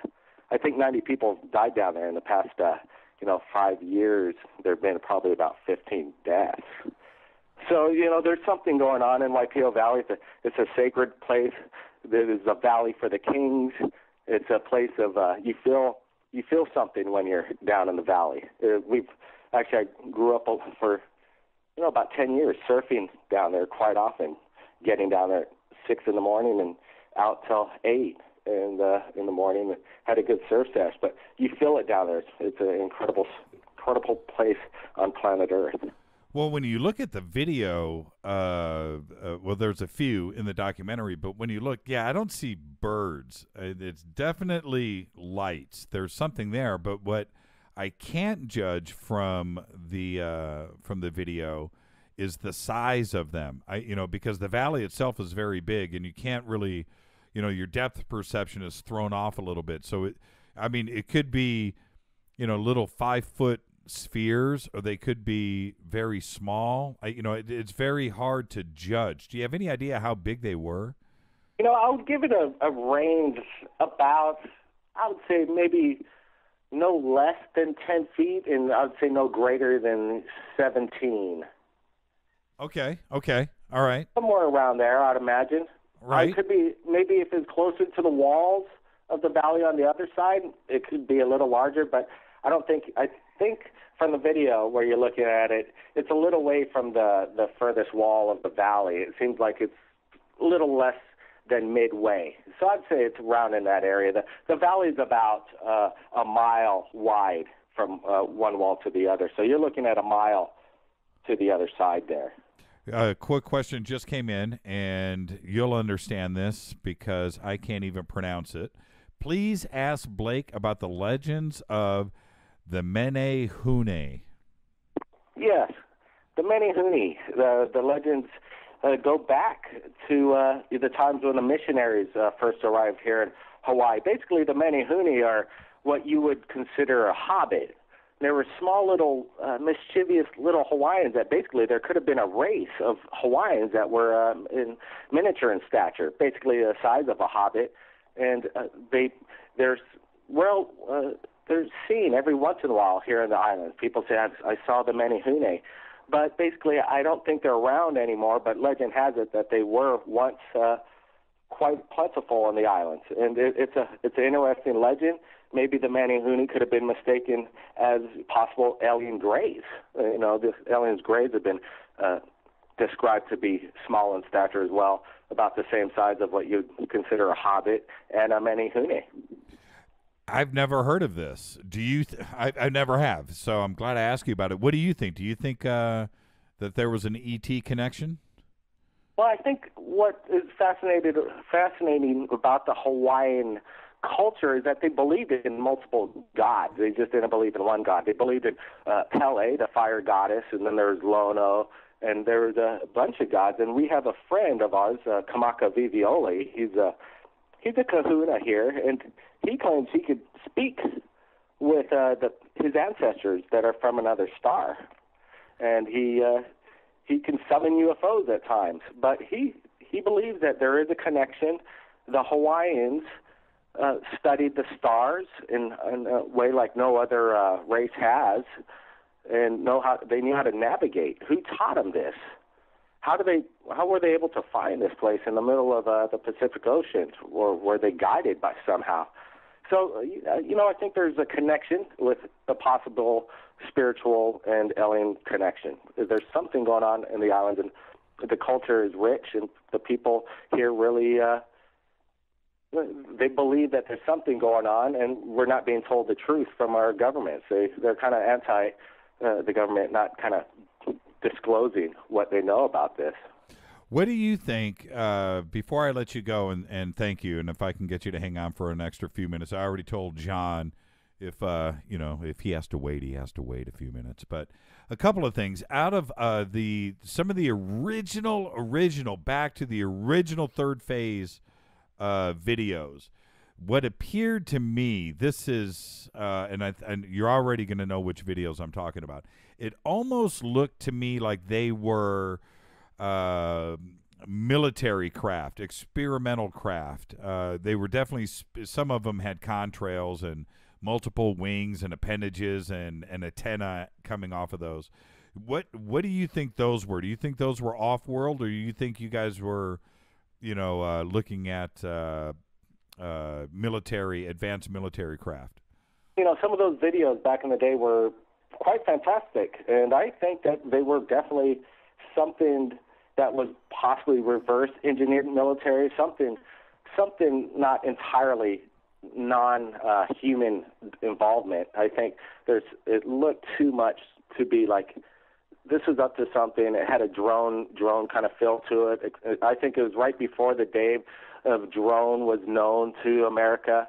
I remember when some of those videos that were coming out, we were able to look at our map on YouTube and see where people are watching these videos. And what was the most amazing thing is people weren't aware of drones, especially it was kept a secret, and we were using it in these covert operations. But there was a country that knew about this stuff, and they were on it. They were on it, and the population was totally just consumed by it. And it was Iran. Iran was following those videos quite closely. I think shortly afterwards they took one down, a U.S. one down, and now they just reversed engineered that thing. I think they're more likely that was military. Where did those videos come from? Were they from the same source? The same person sent those to you? Or there's a few people that they don't even send anything. They just put out a video, and then we just download it. I'm not exactly sure. I have to back up on the archives. There's a few of them. There's one guy out of Nevada that said he was able to get close to Area 51 and get into a place where he had a 30-second window of opportunity where basically he could hide within this crevice area, and he only had a point of view. He couldn't see from one horizon to the other. He was kind of boxed in. Right. And he only had a short window to shoot these things, and that's why he explained that the videos didn't last long. He claims he was able to get close, and he captured some of these images. That's what it is, so we put it out. So the original, I'm referring to, I'm going to just pull a number out of the air, but there's like four drone videos, drone type videos. Those videos, were those sent to you? Were they from the same person is what I want to know. I would think so. I think if you're talking about the ones that resemble what people say looks like a flying telephone pole or an antenna, yes. Yeah, I think those are from all the same source. Those were absolutely amazing. Okay, so now that we got that out of the way, here's another quick email. Ask Blake, are UFOs drawn to volcanoes? Huh. Well, I think they are. I think they could be. We did a special at the Kilauea volcano, and we asked the park ranger over there if they've seen any UFO activity, and they really didn't want to. We weren't able to get them on video, but behind the scenes, they actually said there was a lot of reports, and they had a little photograph of the Kilauea volcano there, and it's quite interesting. The photograph that they're selling at the Kilauea museum over there, their gift shop, has a little UFO in the background, and I pointed it out to the park ranger. I go, hey, take a look at this photograph that you're selling, and it was quite interesting. There's a lot of evidence around the world. Even Jaime Maussan has done his work, and we've seen videos where it appears to be these anomalous objects, bright in origin, just zipping in and out of these things. Oh, the Mexican videos, yeah, absolutely. Oh, did we lose you? Oh no, I'm here. Okay. I said the Mexican volcano videos are pretty amazing too as well. Oh yeah, mind-boggling, incredible stuff. Yeah, I think there's something to it. Not exactly sure. Could they be a doorway? How about you? How about you yourself? Have you witnessed anything personally? Well, like I said, on my birthday, December 10th, December 30th, 2010, that massive triangle formation.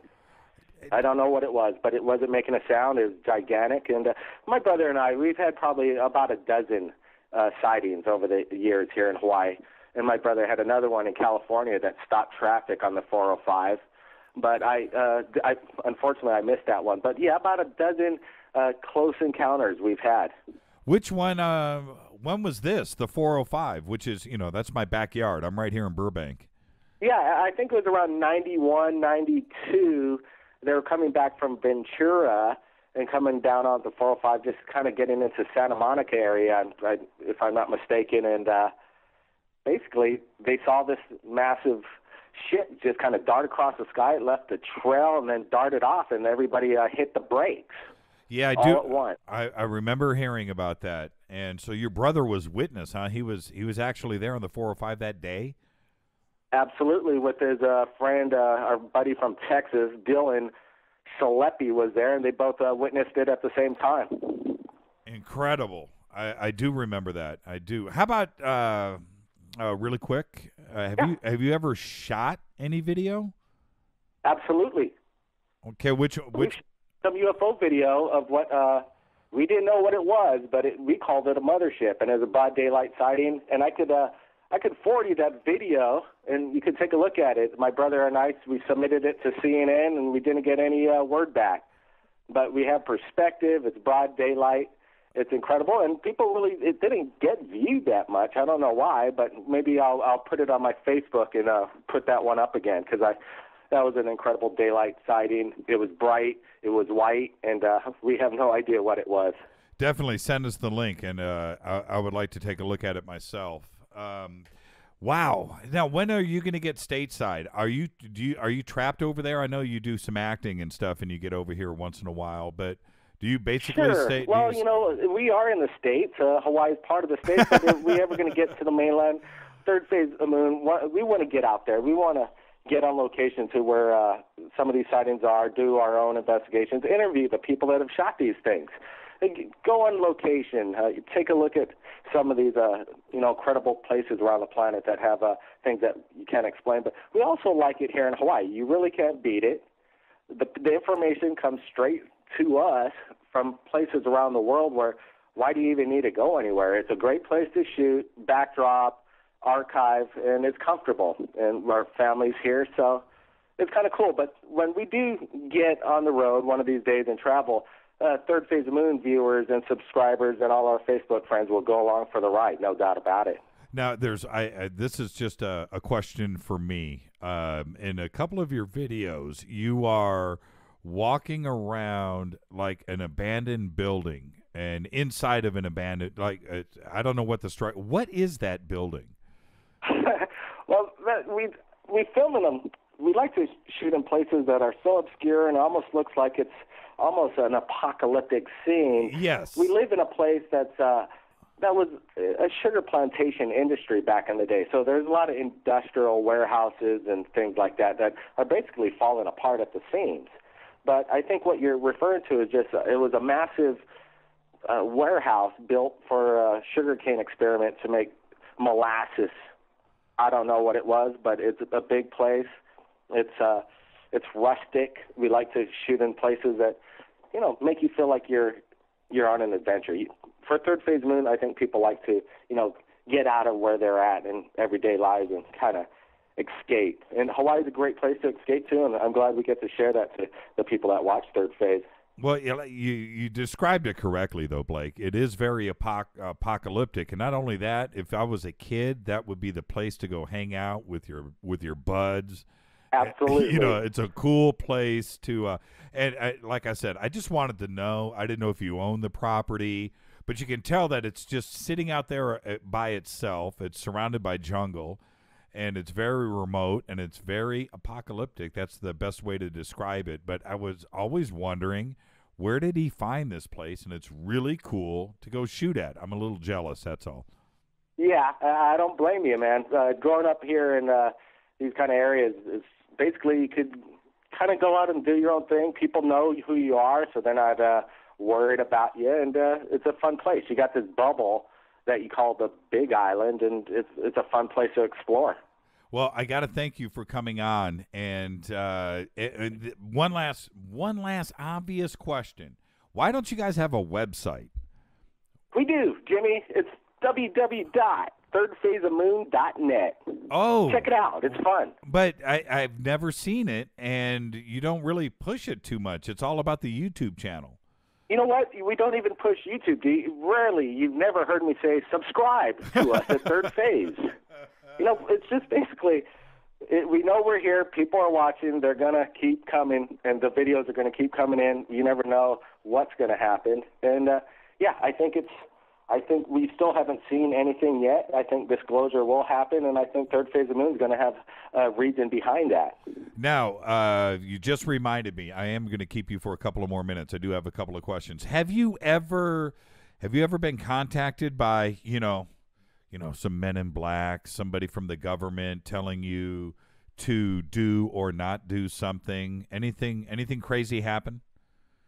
Well, we have friends in the government, not necessarily black ops or the darks, but, they're involved with law enforcement and, maybe even the FBI. But we ask them about it. We're saying, hey, take a look at some of this. Are we doing anything wrong here? We consult.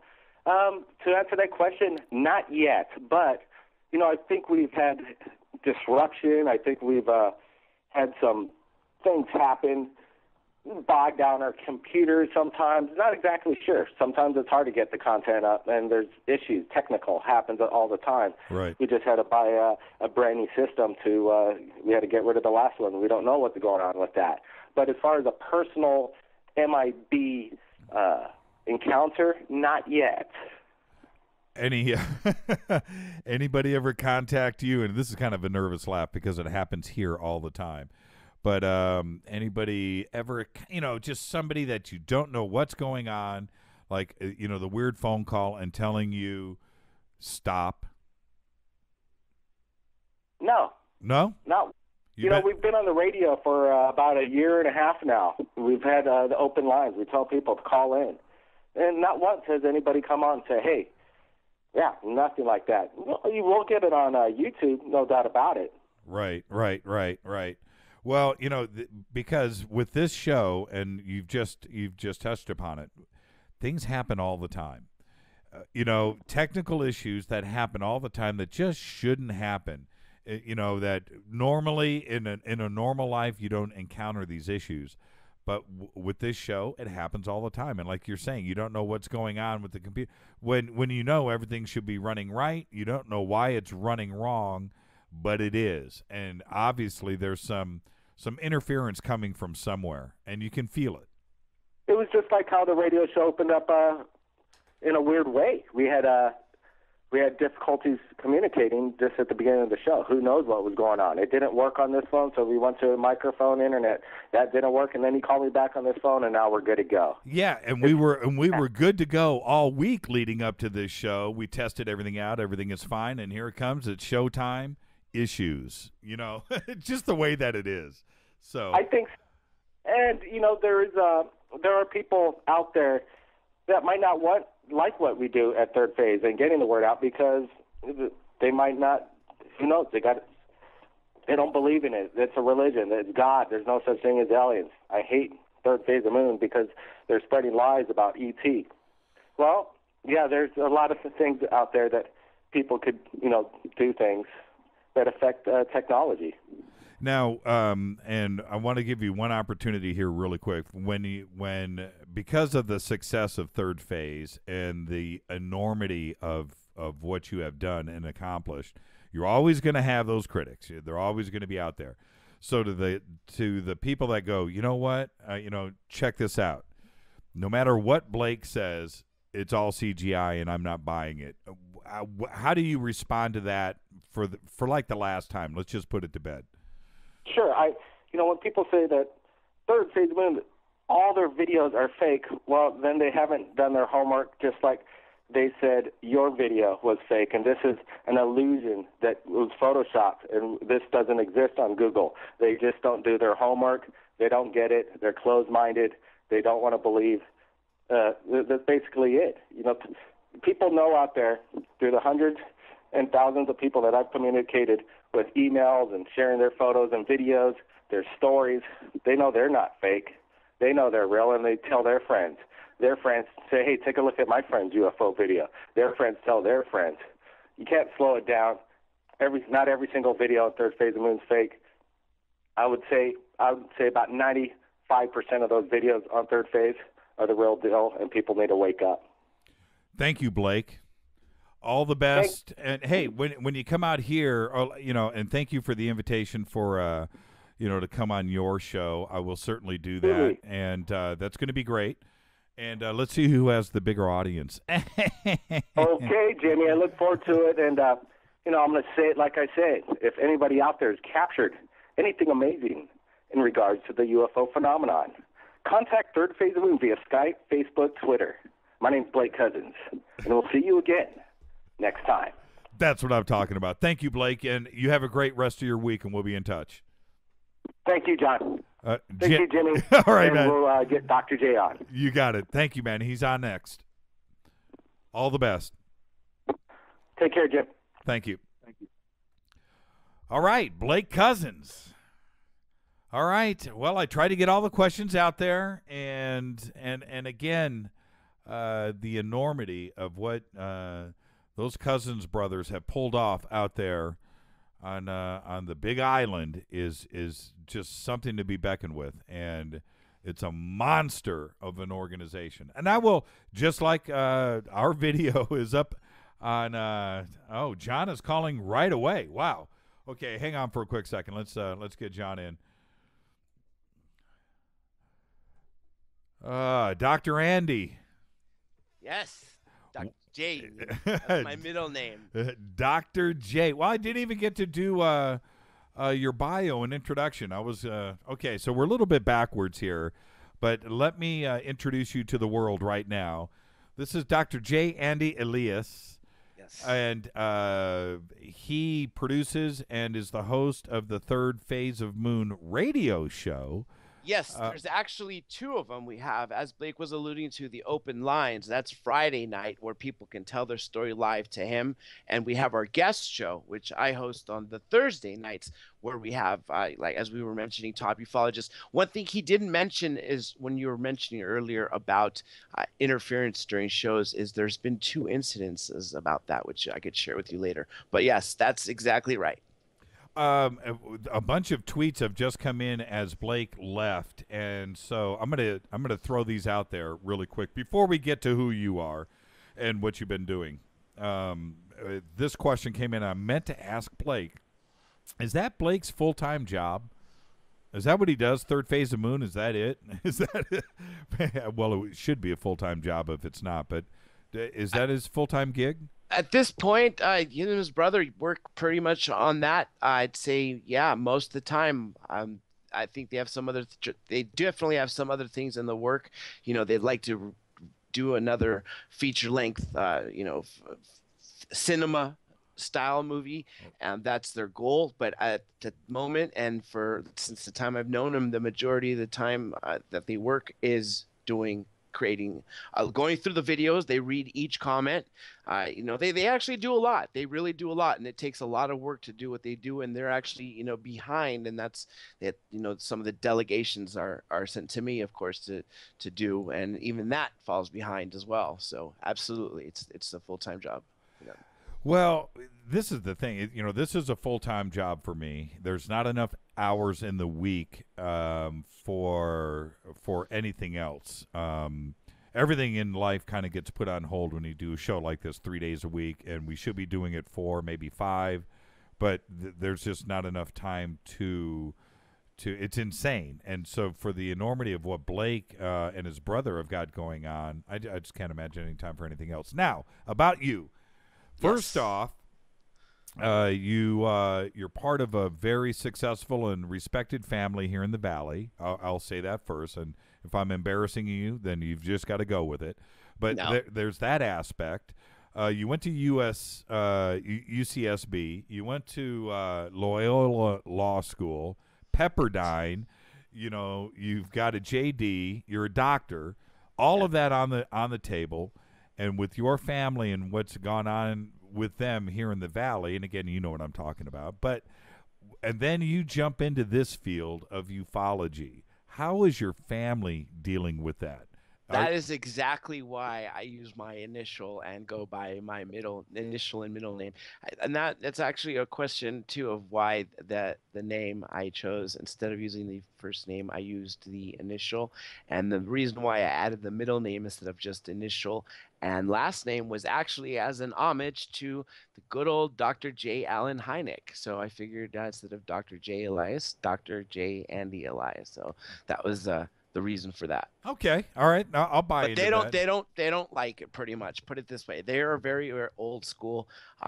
My father and my brother do not believe in one bit whatsoever that there's ETs or in the paranormal at all. My mother's starting to swing a little bit based on certain videos, certain guests, certain people talking about things, but she's still not convinced. And so, yes, I'm definitely the black sheep with that aspect. Well, we're dealing with the same thing here, our families.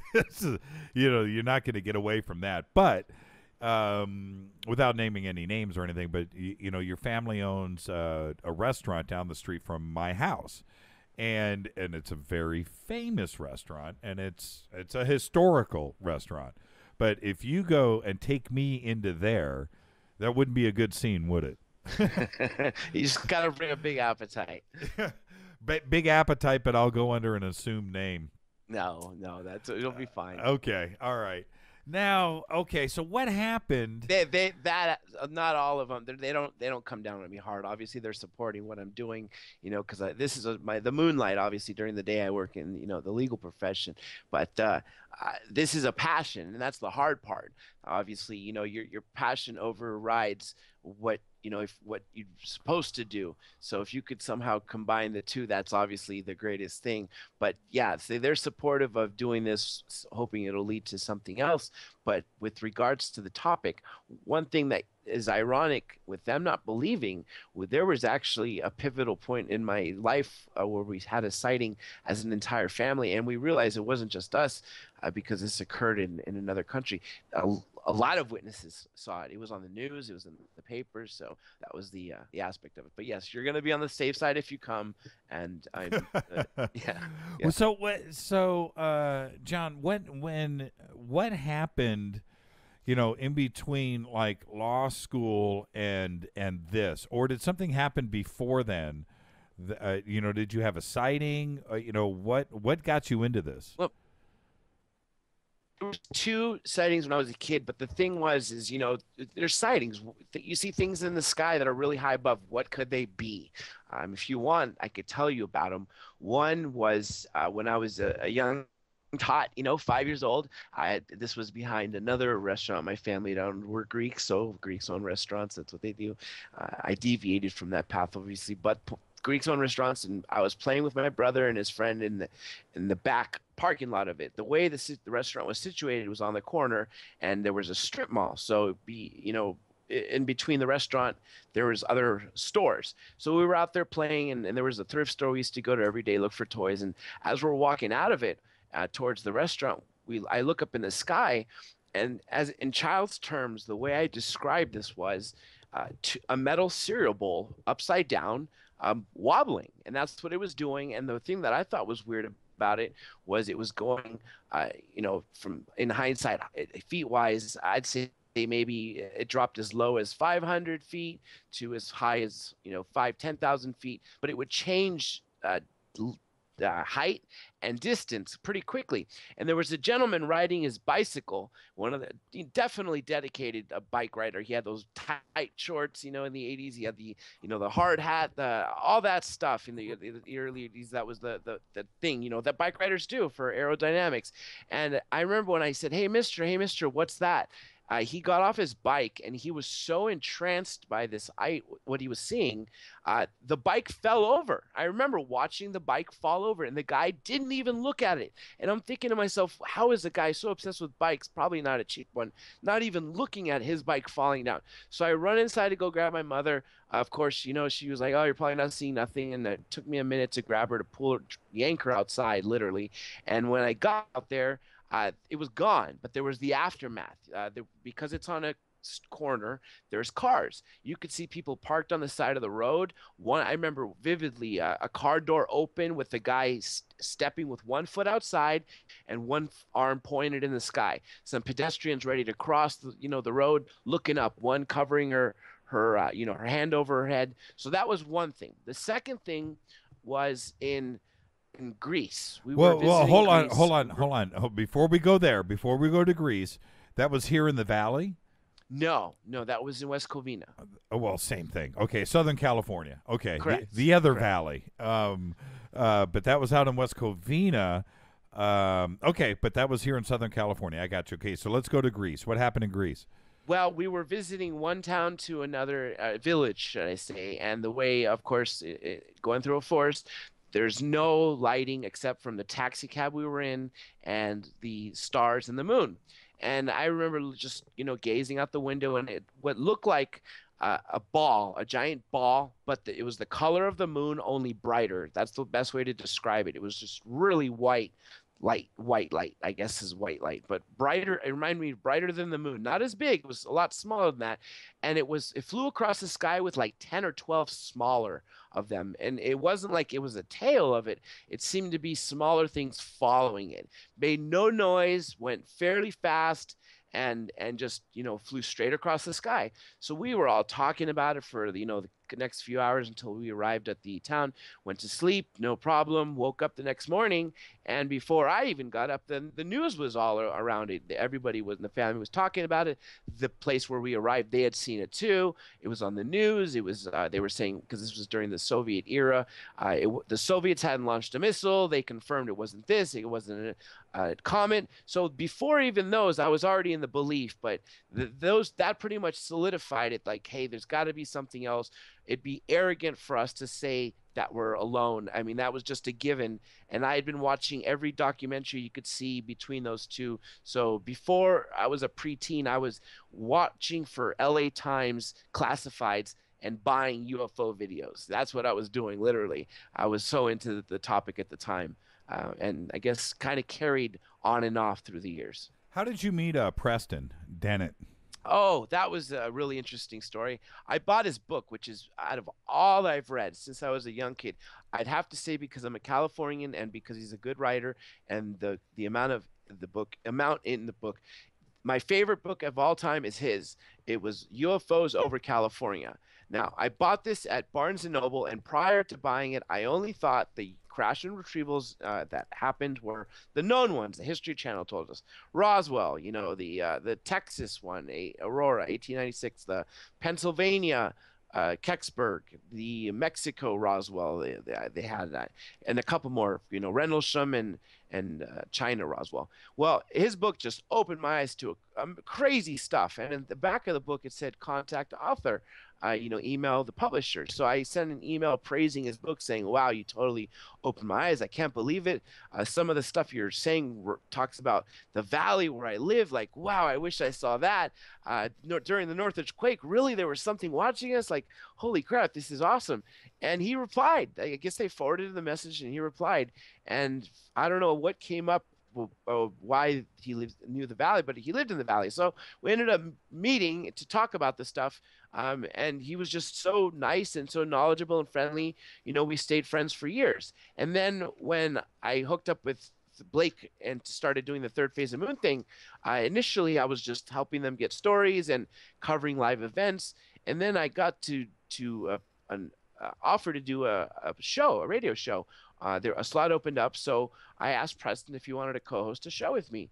And so I did, and we started with one name, and then I talked to Blake, and he said, why don't we do Third Phase of Moon Radio? So that's how I was born with that. And sadly, he hasn't been able to participate as much as he used to because we changed times, and he's no longer gets home in time for work, although occasionally he is on for about 30 minutes an hour during the show. But he's a really nice guy. He's a walking encyclopedia of books on UFOs and in every category. Like you said earlier, he's the world's USO expert for the Pacific Ocean, and he's written 15 books. He's writing 2 more. MUFON investigator, 27 years.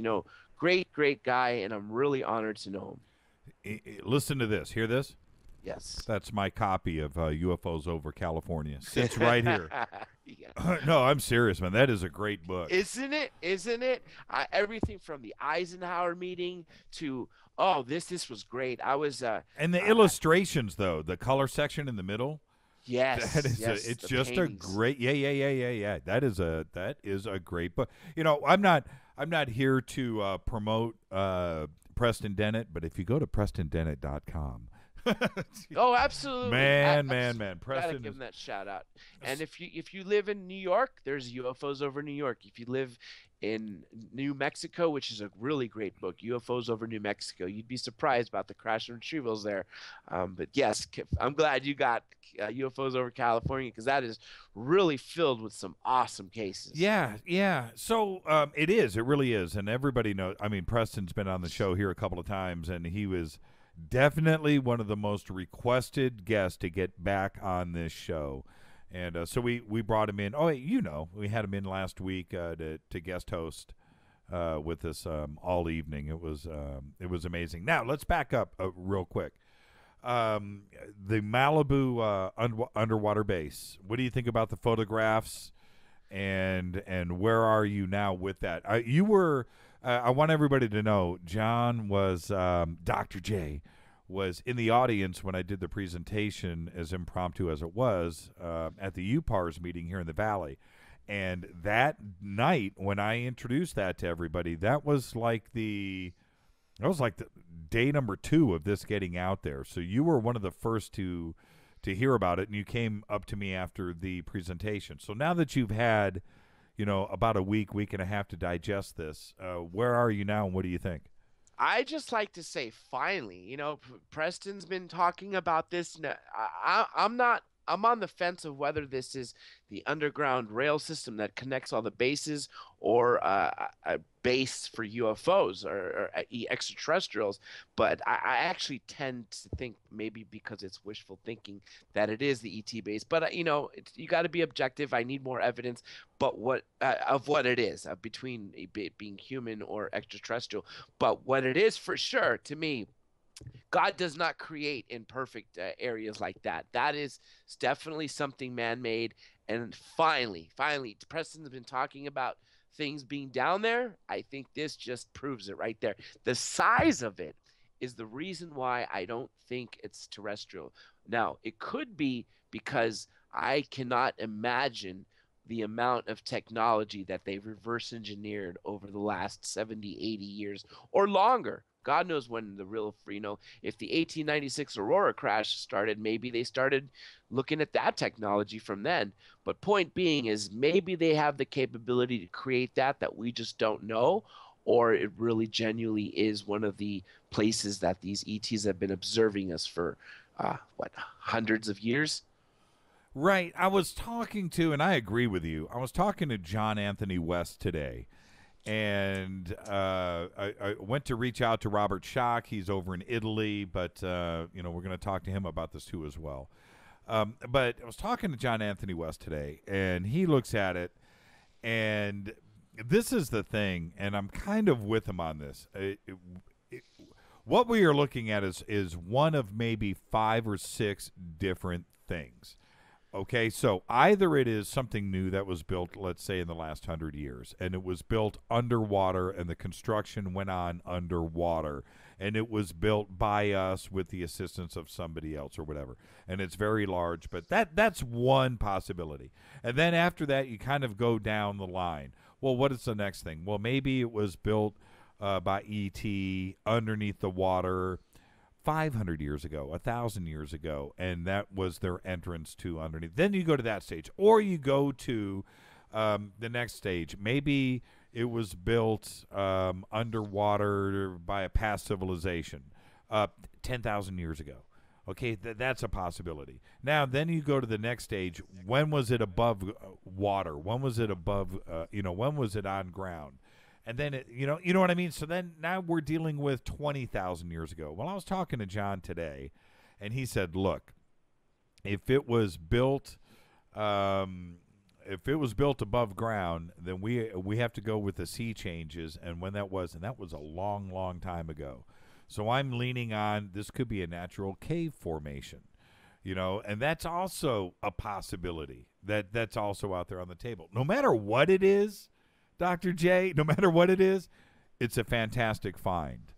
That's the thing for me. No matter what it turns out to be, even if it is natural, it is still an amazing find. I completely agree, and like I said, especially working in the legal profession, I need evidence to make a decision of you. But I tend to think one way, and I also tend to be wishful thinking in the other way. So I absolutely think you're right. It could be a natural, but my gut feeling is that it's not natural. And one thing I think you brought up that is great is the past civilization. I was watching something with Michael Tellinger the other day, and he was talking about civilizations from, not thousands of years ago, but a great civilization, hundreds of thousands, maybe even up to 1 million years ago that was abolished. And there's also an amazing wall in Peru, and it's got 4 levels of 4 civilizations that have lived here over the years. The bottom level being the ancient one. We have no clue how old it is. Is it 2000 BC? Is it 1000 AD? Is it 20,000 BC? We don't know. I don't know if they've done the testing on it or what, but it is so perfect. You cannot put a human hair between or any hair between the blocks. Above that is the Incan civilization, and it is a crap wall. It's each one's about 5-7 feet tall, maybe more, and you could just tell it's just the rocks that they put together. It's not very good. It's stable or any of that. Right above that is the Spaniards that colonized and took out the Incas, and that's definitely looking better. And then above that is the more modern one. Well, even with the modern one, the best one is the ancient one. So it's very possible, and I've been playing with this notion, especially with hearing from all these guests and ufologists, that this is that we did have a civilization that was far better and far more advanced than we were. But like maybe a cycle or something bad killed us. Maybe it was that great flood that outdid or destroyed that. I don't know. But that's definitely something worth pondering. Well, one of the things when it comes to a time machine, what would you do with it? Where would you go? What would you check out? Obviously, there's a short list of things that I would like to go check out. One, I'm going to Jerusalem. I want to go hang out and see what really went down, 2,000 years ago. That's one. Number two, Giza. I would love to 2,500 years ago and see how they moved those blocks around and see how that really got done. Or was it already standing there 2,500 years ago? Okay, that's like number two. Number three down my list is I would like to go down to Peru or Baalbek, either one, but go down to Peru and see how they cut those blocks. Because, and the blocks that you're referencing to that Tellinger was talking about, those blocks are, some of them are, 40, 50 tons or more in weight, and they are cut. They're not perfect squares. They fit together on this wall in the most obscure, crazy way, almost like they were melted. That's the best way I could explain it, because the gap that you're talking about, right, the human hair gap that you couldn't, it's because they look like they were melted together. Now, I would like to go back in time and see how, the orthodoxy anthropologists out there or archaeologists are going to tell you, oh, well, you know what? They were smart enough to get this done. I'm not buying into that. And I would love to go back and hang out and see how supposedly primitive man got that done, because I still don't understand how. I don't. I completely concur with you, and that's something that Dr. Lear, sadly, before he passed away, was an avid believer, that a lot of these blocks, maybe they were melted and molded into something, and that made a lot of sense, because that's how they could be so precise, so identical, and fit together so perfectly. But were you asking where I would go to, or and it's funny because. The producers here just texted me, you're answering your own question. Ask him the question. So that's what I just did, and I apologize for that. But no, where would you go? I mean, would you go to Peru? What is it? I would, obviously, because I'm biased, I would go to Greece. I would like to see the old Greek civilization and see what they're talking about the gods. And I want to see Jesus. That would be great to see, some of the miracles that he performed, and sadly, maybe even see him on the crucifix. But that would be not prevalent. But I would love to see all the ancient things, Egypt, the Sumeria, all those regions, but I would also go back to 1947. I would go back to July 5th. Not July 6th, July 5th. Right. To the Foster Ranch, right, either before it happened or after it happened, but before anyone discovered it. And I would like to be at both locations, the Foster Ranch where the debris field was, and of course the other. And obviously the humanitarian in me would do everything I can to have saved whatever lives I can, if I could. If it meant alerting someone earlier to get them to a hospital, if it prevented one of them from dying, that I would definitely. I've always put that in my head when people ask me, where would you like to time travel to? Roswell. Really? What about, since you threw that in, and I didn't even think about that, but what about Kenneth Arnold? Would you have wanted to go up to Tacoma? And maybe yes and no. Honestly, yes and no. As you were talking about last hour, Third Phase of Moon, there's over 1,000 videos, and there's still others that haven't made it because there were probably amazing sightings that the people were witnessing, but the actual videos ended up being just lights in the sky that skeptics are saying that's a star, that's a plane, that's whatever, this and that. But point being is there's so many videos out there, and it'd be cool to see something like that in person, but I'd rather see something better. I'd rather see what Travis Walton saw. I wouldn't necessarily want to see 9 things from however thousands of feet away he was. I'd like to see something up close and personal where they're looking out the window like Betty and Barney Hill. Right. Although it would scare the crap out of me. Right. But that's what I'd rather see. Yeah, the Travis Walton thing, that's another. Yeah, I like the way you think. I mean, there's so many fantastical. When I say fantastical, I say that with compassion. stories out there where you would just love to be the fly on the wall. Travis Walton, yeah, I think that's one that's up there. Oh, by the way, Dale Romero, who assisted on the discovery of the Malibu underwater base, I just realized this, and he just texted or tweeted in, West Covina, that's near my hometown. So he wanted to know what year. I met Dale in West Covina. Summer of 1984. Summer of 1984. And so, Dale, that's when you and I were hanging out there. Wow. Okay. Interesting. Yes, and it was on the corner of Arrow Highway and Bonnie Cove. Okay, there you go, Dale. Arrow Highway and Bonnie Cove. And Yes. I'll tell you something else. And Dale's about to tweet in just about 2 seconds. Oh, that'd be so great No, if you listen, could get some of those witnesses listen, together. No, listen. Dale saw something right at about the same time. And, Dale, I'm waiting for your tweet to come in. Wasn't your sighting on Arrow Highway? I'm looking now. Dale is responding. Okay. Come on, Dale. Crank it in. Dale saw something out, and I believe it was Arrow Highway. And I'll let him – oh, I can tell the story. I've heard it enough times. But I believe it was on Arrow Highway. So, Dale, just let me know where your sighting was. He was out with some friends, and they're going up Arrow Highway towards the mountains in West Covina, okay? Mm-hmm. All right, so heading north. And I think he was behind a pickup truck, and the pickup truck stops in the middle of the road on Arrow Highway. And they jump and across the highway in front of them. I believe it was 3 little men, little aliens. But how he describes them is what is crazy. They were blurry. They were skidding on purpose, like vibrating. They were vibrating. And they couldn't focus on him. But what they did, and it was how he describes it, they were moving sideways.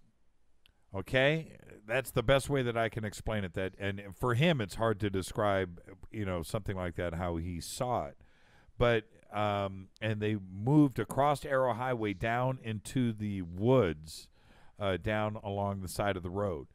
And that was, and I believe, I'm watching these tweets come in, and I know Dale's listening to me. His was on, Covina Hills Road, close to Arrow Highway. So there you go. So that, and his was 1976. I was only off by 8 years.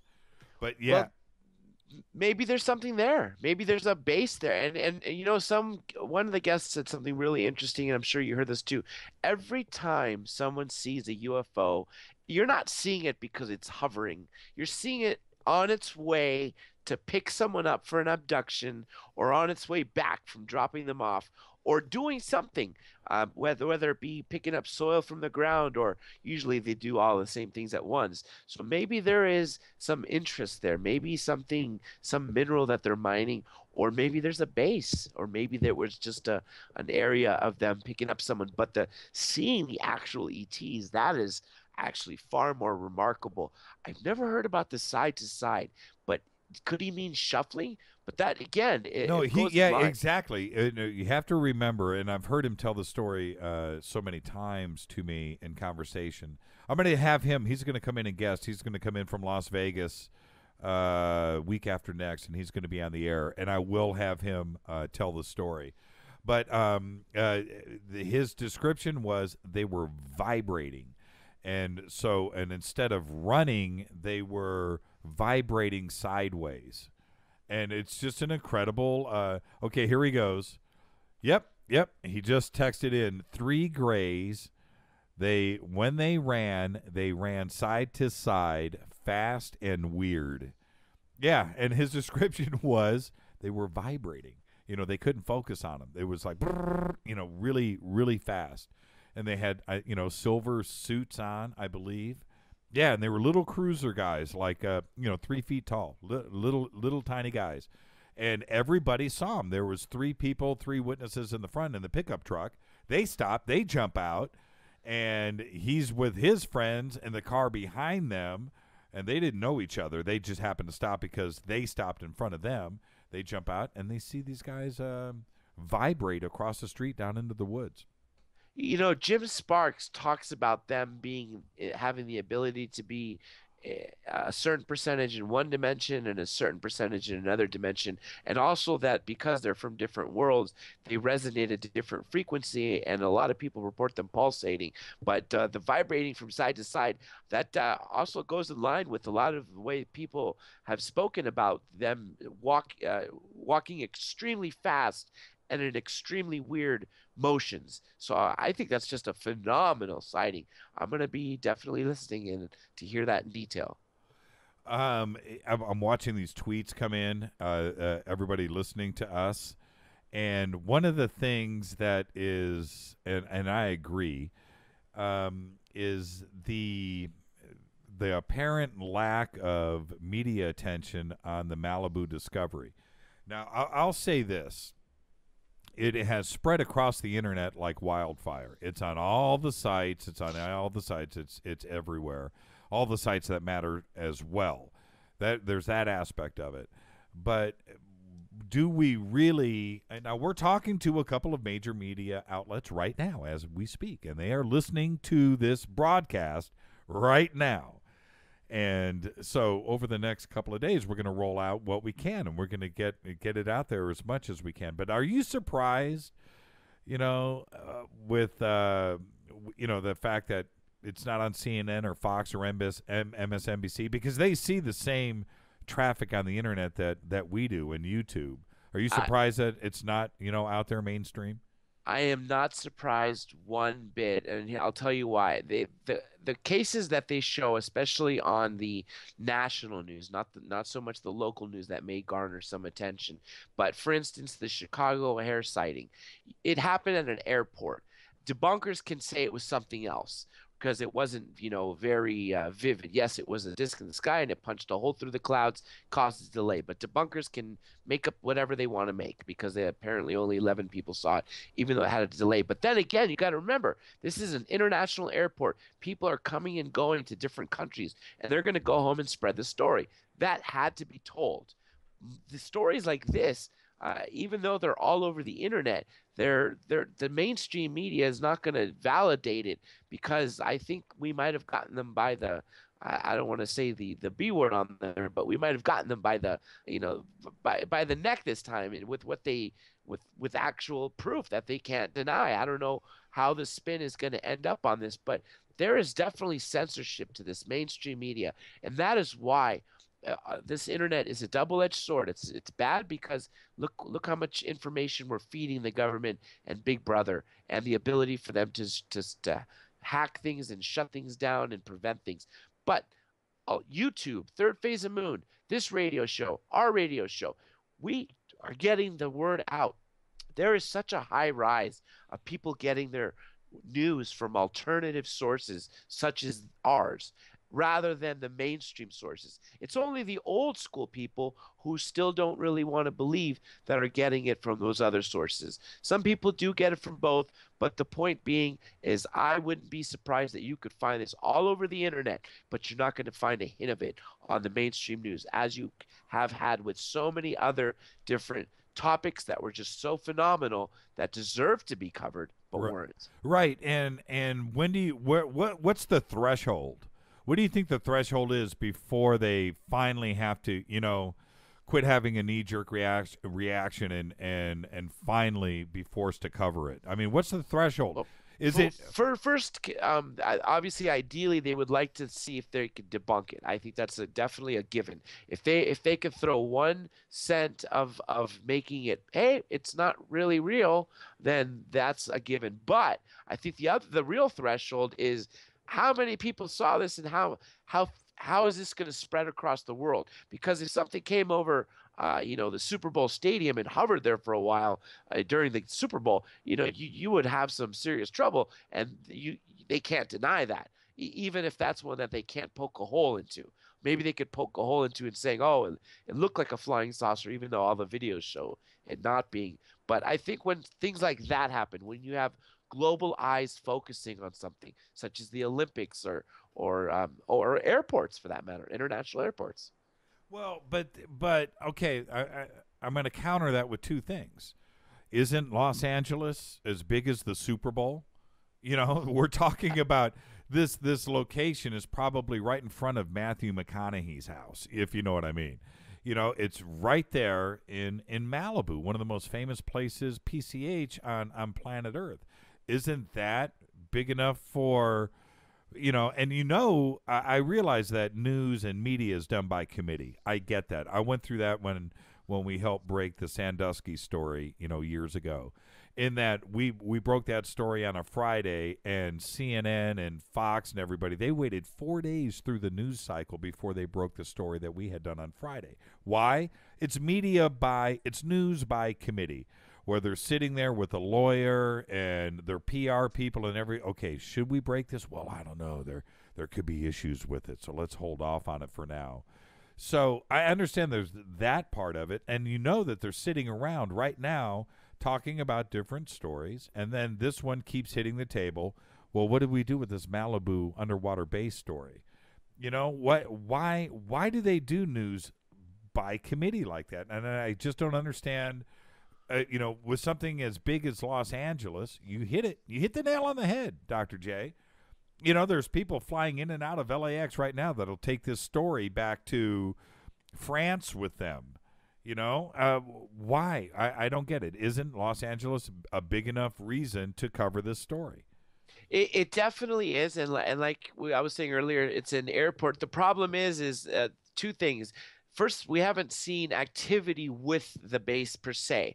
We haven't seen something come in and out of it or anything with that structure. And second of all, as you said earlier, the possible explanations, even though I don't necessarily think it's a natural formation, it could be. And I think those two reasons, they feel like they don't feel compelled to cover it yet. You know, it's just like the same thing when they found those things on the bottom of the Baltic Ocean, or recently, I think it was off the coast of Croatia, they found a couple 50-meter domes spread apart equally. I mean, three of them, I think it was three of them, 50-meter diameter, exactly to the dot, and they're spread that perfect. That didn't make it beyond their news. I had to find that on YouTube. It stayed on their local Croatian news, but that wasn't something CNN covered. But again, I think if we had some activity with that base, then that would work. But if you had one person or a couple or even five that witnessed something coming out of the water, they won't cover that because, you know, the debunkers will say, they're delusional, or they had a mass hallucination, or what they saw was birds or whatever it be. Well, I look at it like this. Let's go to the extreme. Let's just say that it's a natural formation, like Pikes Peak, like, you know, whatever. It's just some fantastic, cool underwater natural anomaly, and it's 2.5 miles by 1.5 miles, and you know, and in its length, and it's 1,500 feet tall. Let's just say it is that. It's some crazy geometric formation that just looks really cool. Well, then wouldn't that have been named already, like Pikes Peak? Shouldn't somebody have discovered that, and shouldn't it have a name? You know, shouldn't there have been some kind of investigation and mapping of it already? How could it have been ignored? I totally agree with you. There should have been, and source or a state source. We need to have it done through a real source, you know, a privately funded source. That's the only way we're going to get it done. But you're right. It deserves to be mapped by every means. This deserves scrutiny, and we're not getting it. Yeah, it looks like I don't understand either, and I would have thought that is, if they are going to cover this in the mainstream media, that would be one angle to do it. You know, they can laugh and say tinfoil hat, whatever, these UFO nut jobs think that this is an underwater base, but let's go and find out what it is. You know, and that's the other aspect. And they would do it like that and look at it sensibly to go and either hush one side up or not. Yes, yes, and maybe like you said, they got that committee. It's been well over a week at this point. It's been 9 days, and you 9 days since you shared it with me, and that you said it was at 1 or 2 days old. So that's been well over 10 days that they've had this story that they could have done something with it. So I don't know why, but I guarantee you that the people that are dedicated to knowing the truth are not going to let this one go. I think if it's not deep enough, too deep, hopefully some divers can get to it without it requiring some really expensive submarine to get down there. But I'm hoping that people will start, flocking to that area and doing whatever they can to actually get some more answers from what's down there. Yeah, and we've had some contact here, and it's obvious that we would. We've had contact for some assistance, and there's only so many type of craft that could go down there with people in it. On the face of the earth, there's it's a handful of things, but the probably the cheapest way to go, and we're looking into this now. We've had some offers, is to go out there and head down there with some cameras and some remote submersibles with cameras on it. Get it down there, get it underneath the water, and just put this thing to bed and find out what it is. And I think that's the next stage. I think it would be exciting to document the entire thing and get out there. Well, if I do it, of course I'll videotape myself if I go to Magic Mountain. So if I'm going to go out to head out off the coast of Malibu looking for something like this, document it and see for once and for all, what is under there. I completely agree, and I love that investigative aspect of you. If you have those resources, by all means go, and I will be there right behind you watching you. I will be waiting for you to come out of that water, or from the camera to come out of the water, so I could see the answer as fast as possible. Because, like I said in the answer earlier, private sources need to do this, because we cannot rely on the public sources to do it. Have they been able to do anything to us regarding anything paranormal other than lie? I think not. Look at Roswell. One thing I love what Don Schmidt says. There's been 4 explanations to Roswell: the flying saucer, then it was, weather balloon. This was both of them 47, then 94. Oh, it was Project Mogul. Then they had to address the bodies, and then they ended up saying, oh, it was crash test dummies, and those were dropped in 54, so the people from 47 just had their minds confused because they're old. So that's 4 explanations. But guess what? Only one of them has witnesses. That's the first one, and there's over 600 of them. And, if you take that into account, then that just proves right there that the government has been doing nothing but lying even through now. So I can't really rely on them for any real answer. You had mentioned Super Bowl, but I think that's the easy answer for everybody. I'm not saying what you said was what you said was the obvious. But what do you think? What do you think really is going to tip the scales to disclosure? I was hoping the president of the United States would finally make that announcement. To be honest, when that Bin Laden announcement came, it was so abrupt on a Sunday. They canceled everything. He came on stage. I actually thought that might have been it, but I was just, of course, wishful thinking. But the more I'm starting to think, I'm starting to think less and less of the chance of it really happening. I think in the 40s and 50s, when we had crash and retrievals, things went into government hands. I think it's all into private hands now. Corporations that don't have to report to the public. They don't have to tell the civilians, what they have, what kind of weapons they're using with alien artifacts.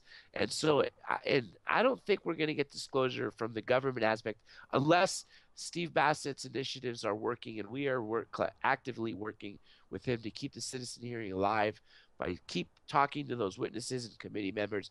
But point being, if that doesn't work, I think it's going to take the people themselves, each one having either their own sighting or experience, or witnessing or watching, looking at the data.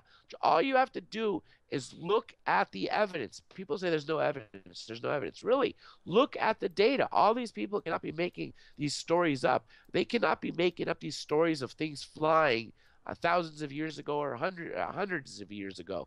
That just wasn't there.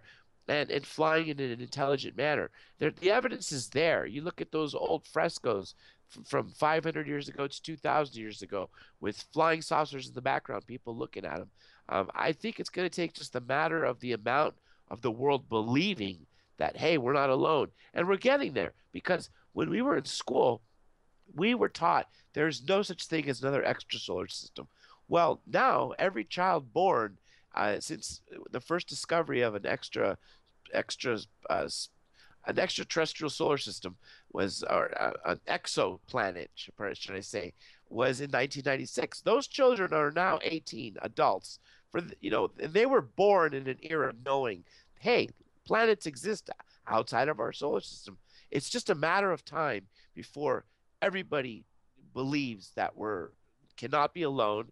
And the moment they get rid of this or cannot travel faster than the speed of light, that may be true. But what about the possibility of the Einstein-Rosen bridge? If they could really accept that you can bend space and create a wormhole, get from point A to point B instantaneously, if that's possible and that's how they travel, as Bob Lazar says, if you can control gravity, you can control time, space, and travel. But if people start believing all that, I think that's what's going to create disclosure. That's when we're going to have open contact and open things flying over us. But until that day comes, we're still stuck with the lies and the media we're going to get. A tweet just came in, and it says, I hate to say this, but as long as there is a UFO stigma about the Malibu base, it will never be reported by mainstream media. And, I kind of look at it the opposite of that. You have to force the sensationalism of what it could be as much as you can, because if I was if I was reporting on here on this show and the website and through press releases the discovery of dirt under the water or rocks under the water, there's nothing there to who's gonna pick up on that. So you've got to go the opposite way. You've got to go with your gut instinct on what you think it is, and then get that out there. Other than that, then it's just rocks under the water. I agree and disagree with that person.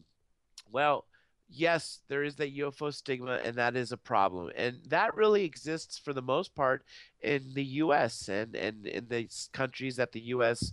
fairly controls for the most part. But if you go back through Freedom of Information Act documents, there are documents going from the 60s, maybe earlier, that show that the CIA purposely set out to ridicule this topic, discredit it at every level if you can.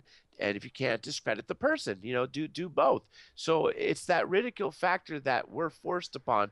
And that's why that gentleman is right. The mainstream media doesn't want to touch it because it has both the policy and the stigma. At the same time, though, internationally, and like I was saying, all these young generation that do believe that we're not alone and do believe that we've been visited, I think the UFO stigma is helping it.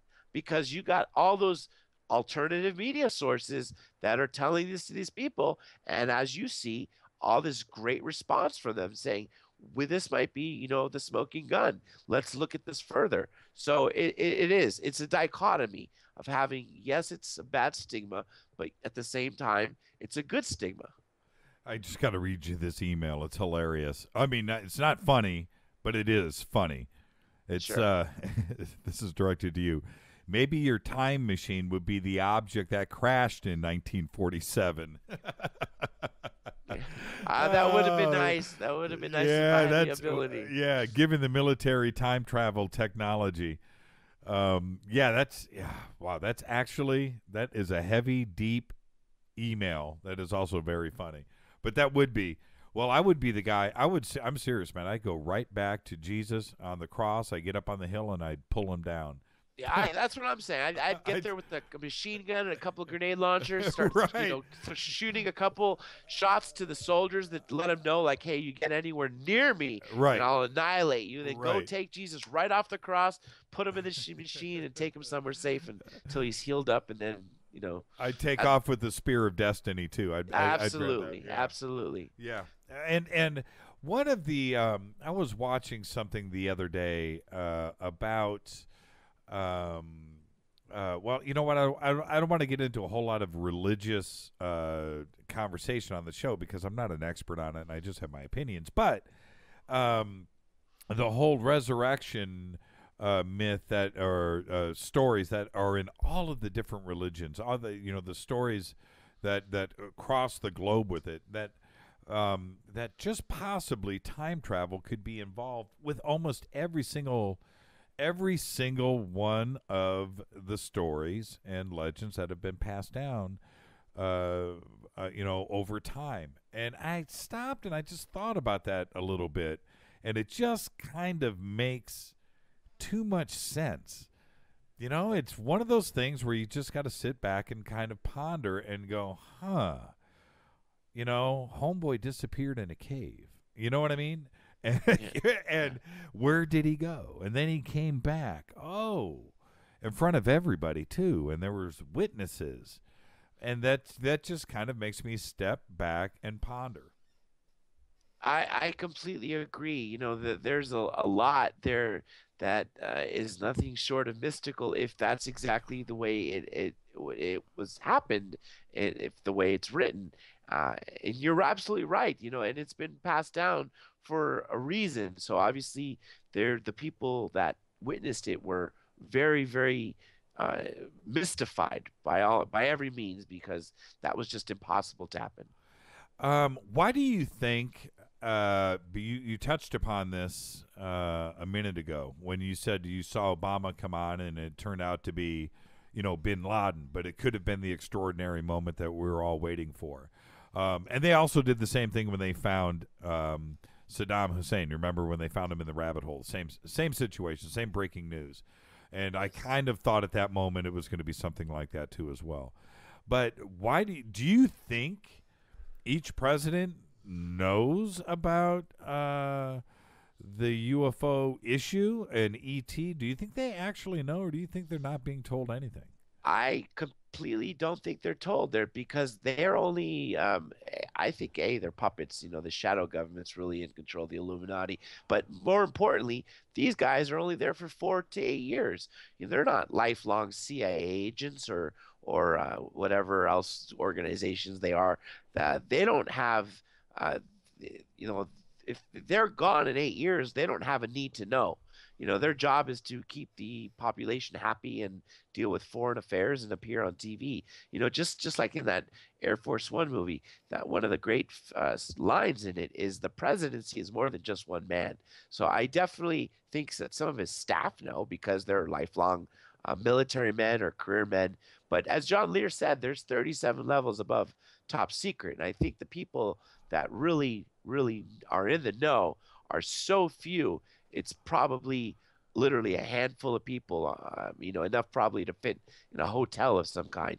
And below that, the people that know enough to where they're in contact with ETs and artifacts that we've recovered, they're compartmentalized. That's why I was blown away when I heard Bob Lazar not only saw the craft, although he was restricted from going to 1/3 of it, which I thought right there, that proves compartmentalization. Why was he not allowed on the top end of it? But why was he allowed to go in that briefing room and read all these documents about the autopsy, to the fact that they created us, to the fact that they've had 63 external corrections? And that's why I was shocked, because only someone at the very top would have access to everything. I think everybody else is left in the dark by not giving the full picture, just a piece of the puzzle. Well, and with that, and this is where I totally agree with you, because let's just talk about facts right now, facts that everybody knows about, it's out there in the public, which is this: we have had so many presidents go through elections, and we have been witness to saying, okay, you know what, check this out. When I get into office, I'm going to find out for you. And then 4 years come and go. You know what I mean? 8 years come and go. And you don't hear anything. And, Clinton was just on, I forget, one of the late night talk shows the other day, a couple weeks ago, and I posted the video. Oh, it was Jimmy Kimmel, where Kimmel goes, hey, man, so, check it out. Did you find out? What do you know? And the reaction from Clinton on that was, I think Clinton tried to find out and got shut down. And I think that's happened to Carter. It's happened to Ford, happened to Reagan, happened to Clinton. I don't know about the Bushes. I'm sure that they already know, because that's a whole nother story. But I think that the presidents are shut down and they're not told anything. I definitely agree with you. As a matter of fact, Dr. Greer speaks about, Hillary Clinton's involvement with Lawrence Rockefeller, to try to actually learn more and get more. And he did some debriefing for them. And all the presidents you listed, like you said, I think they were shut down. And more importantly, people like Carter, who really had a sighting to the point of having a report when he was governor, right? Then he's in the presidency, and he's probably like saying, okay, disclosure is going to happen. That's what he promised during his campaign. I'm going to find the truth for this, and we're going to let everyone know. I think someone probably, said, hey, you better toe the line. Remember what happened to Kennedy? I think the people that were last in the know, absolutely the Bushes. Why? Because Bush Sr. was director of CIA. Right. From what I'm told, at least the director has some clearance to know of the ET stuff. So that's a given. Now, Nixon was Eisenhower's vice president. I think Eisenhower was the last president to be briefed on it fully. Some people say Kennedy, and that's what got him killed. I don't know about that, but definitely Eisenhower. And that is why during his speech that he gave when he left office, he said, beware of the military-industrial complex. If you remember, according to several sources, including our good friend Preston, in 1954, President Eisenhower had that meeting with the ETs, and he was shown all these technologies. 3 different ships came with different species, and they told him all about what they could do and where they're from, and he was shocked and blown away, and told them that the world is not quite ready yet, and so apparently they formed this little pact. Well, I think he was at the helm of it. And remember that there was the Eisenhower-Truman briefing document in 52, which briefed Eisenhower. And then 54, he meets the aliens. And then comes 61, he's warning us of the military-industrial complex. I think somewhere between 54 and 61, he was cut out of the own machine that he started, which was Majestic 12, which was formed already, but I think he may have adjusted it further. And if you believe that CIA agent that spoke to Richard Dolan and was aired at the citizen hearing, Eisenhower was so kept out of the loop. I think it was 58. He was told he told one of the CIA agents to go with the director to Area 51, and if they did not give him an update on what was happening, he would take the First Army out of Colorado and take over the base. So I really think he was cut out of the loop. Back to actually, hold on before I ask this next question. This came up in Twitter a few minutes ago, and let me hold on. Let me get down here to it. Oh man, I just lost it. Oh, here it is. Do you think we should start scouring, like have a movement for Google Earth? And start looking under and investigating things, and I think it's a great question. Number one, number two, now that the cat is out of the bag with this little discovery off of the coast of Malibu, I guess the way to put it is, don't listen to the man. Go do your own investigation for yourself.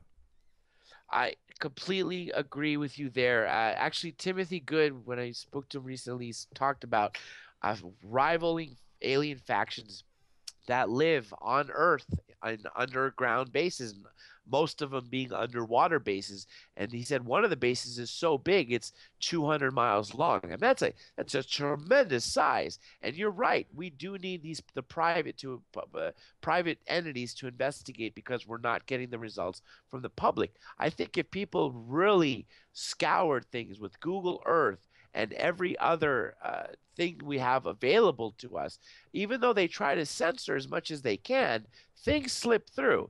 Things are found. There have been discoveries made with satellites. There have been that have been given public access. There have been discoveries from Google Earth that because it was available to the public, and there have been lots of discoveries from NASA with their own footage that they were airing live on many times. As a matter of fact, 2 of the videos on Third Phase of Moon are from NASA's own channel of the International Space Station, what looks to be like some sort of giant form, a mothership maybe, visiting it, or observing it. So absolutely, people need to take the time, investigate for themselves, and we'll get to the bottom of this. Have you gone on to Google Earth and gone out there and looked at what we have found yourself?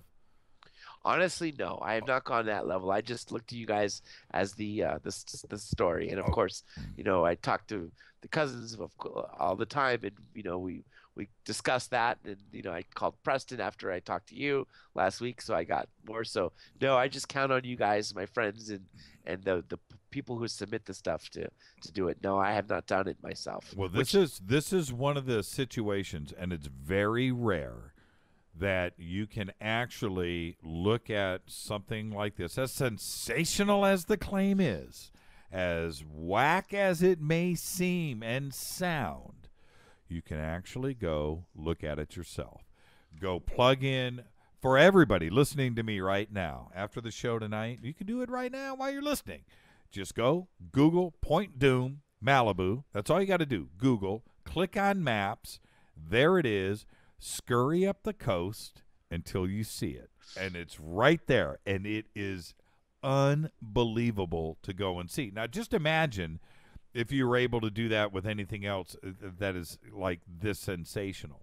You can actually go do it and look at it yourself. And Blake and I were talking about this earlier, and it's one of the crazy things about this. I know it's nutty sounding. I realize that. I get that. We're the 1%ers here. There's 99% of the people are going to look at this and go, whatever, dude. Okay, whatever. And when they look at these pictures, the first thing that they say is that it's doctored. It's not real. I've read it 1,000 times.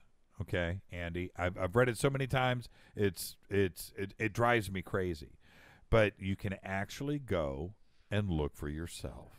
You know what I mean? And it's a fascinating thing to be able to do.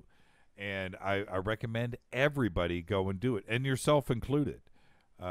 It'll make your hair stand up as you look at this, and it's right there. It's not these images and the videos that we put out, not only Third Phase but us. These are images that anybody can go and see for themselves. Well, speaking of Google Earth, I got a heck of a story that anybody can also look up. It's actually a video that's been posted quite some time ago, a few years ago.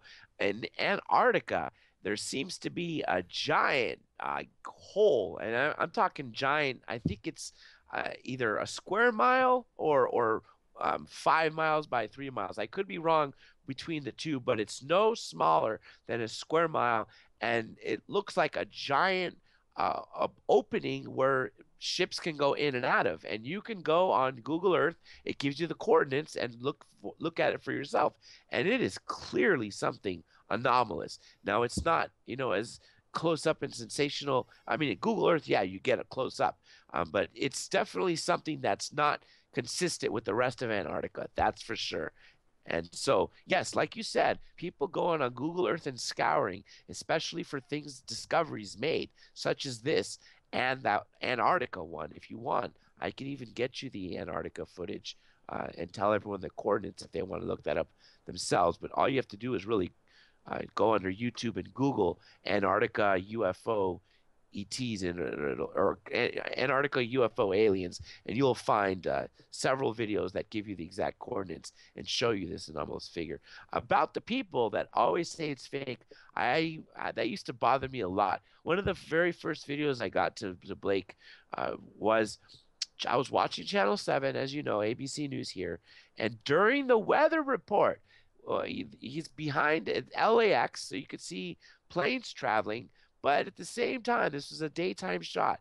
A giant black cigar-like object slowly crosses the screen. It's not a blimp. It's way too, it's not wide enough to be a blimp, and much longer than a blimp.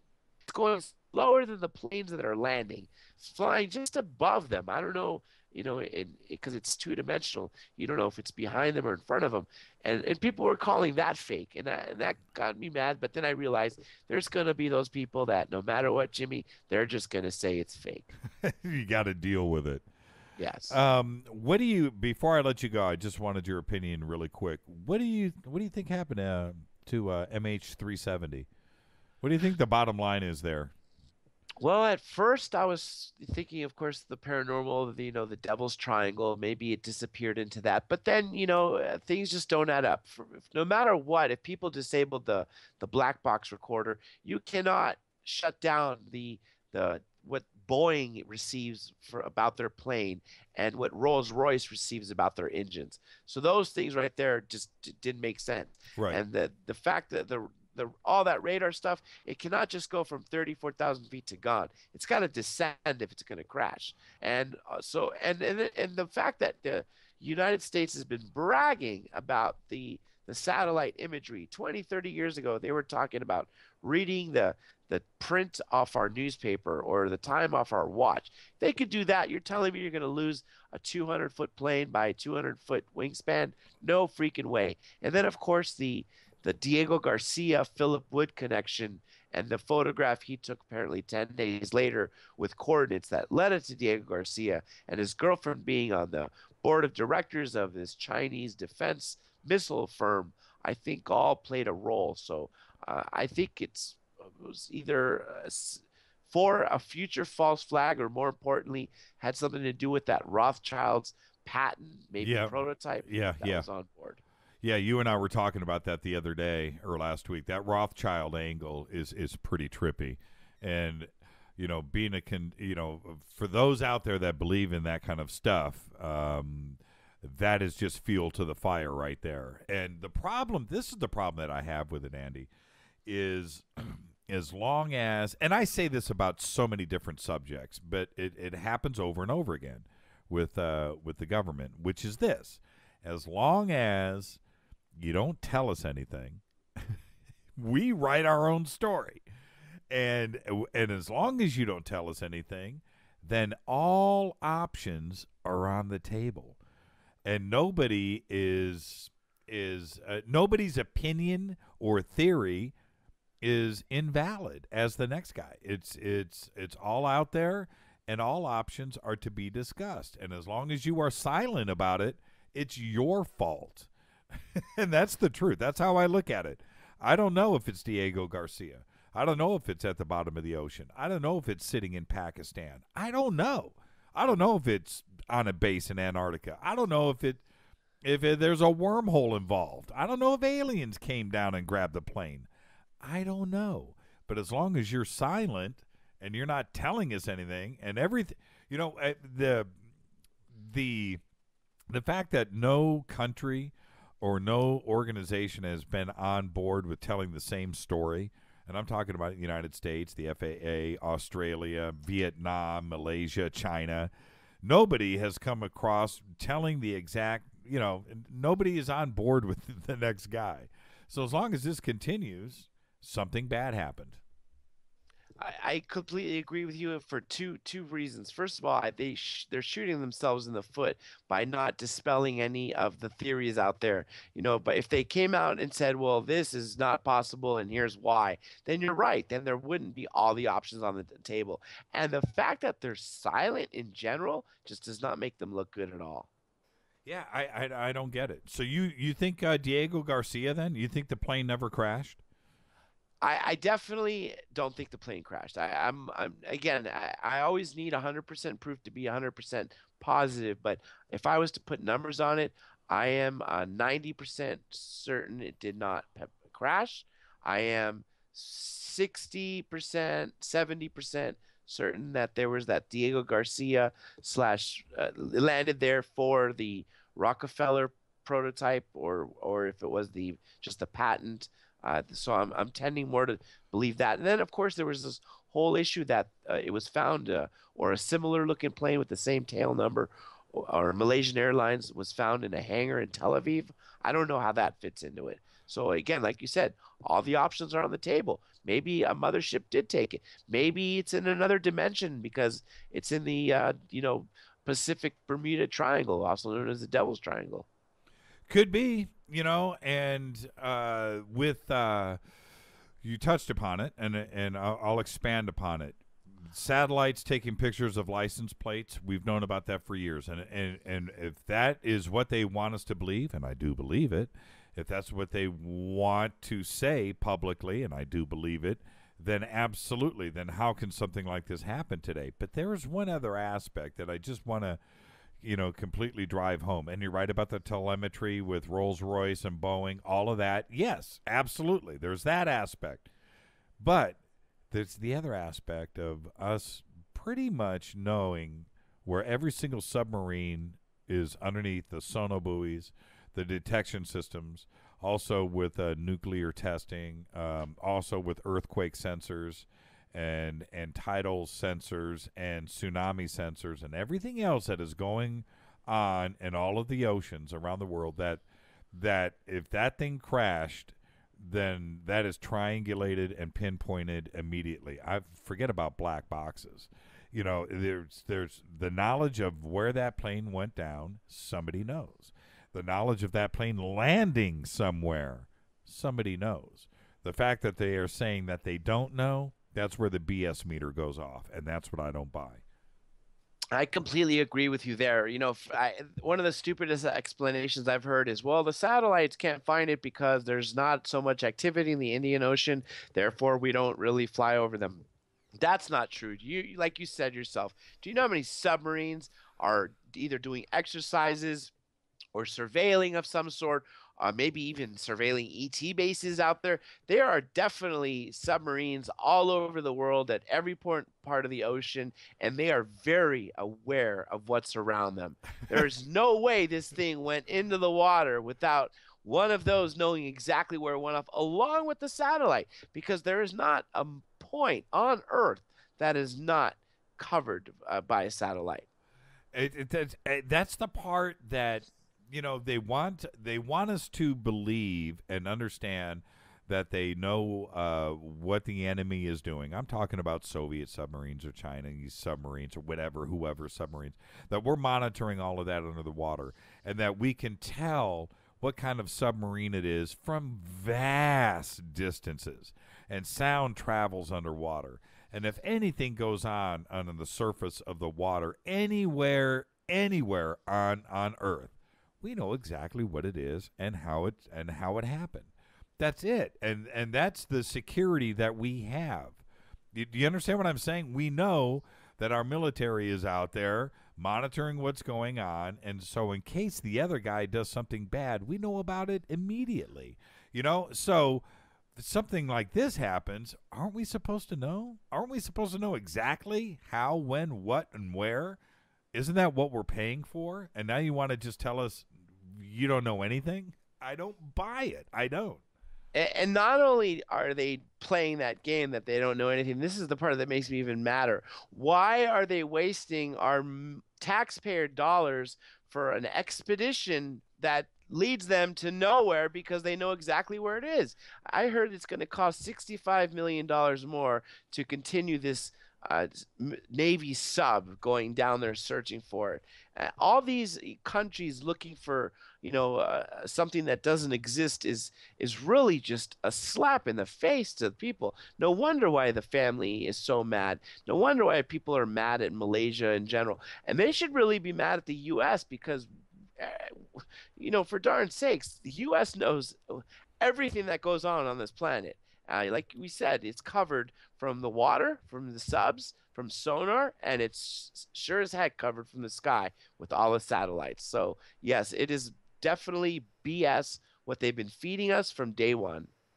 Dr. J, thank you for coming on the show, man. Had a great time. You and Blake, it's just, chalk another one up. I just had a fantastic time tonight, and I look forward to coming on your show next week. I guess it's next week, right? You're gonna squeeze me in? We'll talk about that later. If it's not, no big deal. But I will look forward to coming on your show. Absolutely. We'll talk soon.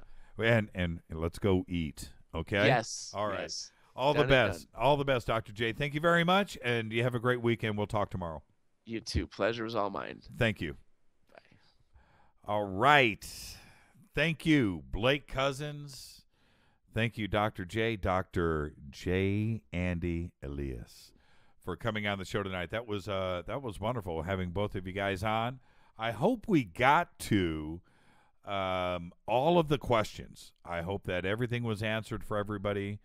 Third phase of Moon, when you get that big and in that subject that they cover, it's very controversial. And for everybody out there, and I've had the same questions that all of you have had for years, and I hope everything was addressed and answered in a fair way. And I think we got all that out of the way. So with that, coming up next, tomorrow night, Courtney Brown. Now with Courtney, and I'm going to try to get to some of these tweets here and email over the next. Let me look at the studio clock here. I got about a minute and a half. But tomorrow night, Courtney Brown. And I want to make sure that everybody understands, and I hope that you did go out and get the video posted for Ed Reardon with the remote viewing that went on with the Malibu base. So tomorrow night we'll be discussing that with the leading expert in remote viewing, Courtney Brown. And with Courtney, by the way, hold on, I'm seeing the tweets pop up here. Did it get posted? Did it get posted? Okay, yes, it looks like it is. Okay, so good. But also what he has discovered with the Great Pyramid of Giza. And that tomorrow night, my friends, is going to be a really big deal. And I can't wait for Courtney to come in and talk about it. So that's that coming up next. Let's cue the music. Let's get this out of here. Let's get this done. Coming up next, Spooky South Coast with Tim Weisberg and his famous shirt. By the way, send him an email and ask him about it. Ask him about his shirt and tell him I said so. Special thanks to Keith Rowland and Art Bell. Fade to Black's executive producer is Rita Kamarian. Show's produced by Hilton J. Palm and Mark D. Kovar. Announcers are Steve Harder and Mark D. Kovar. Music is by Doug Aldrich, this guy. Show intros performed by Space Boy. Fade to Black is produced by KJCR for the Dark Matter Radio Network. I am your host, Jimmy Church. We'll see you tomorrow night with Courtney Brown. Be safe. See ya.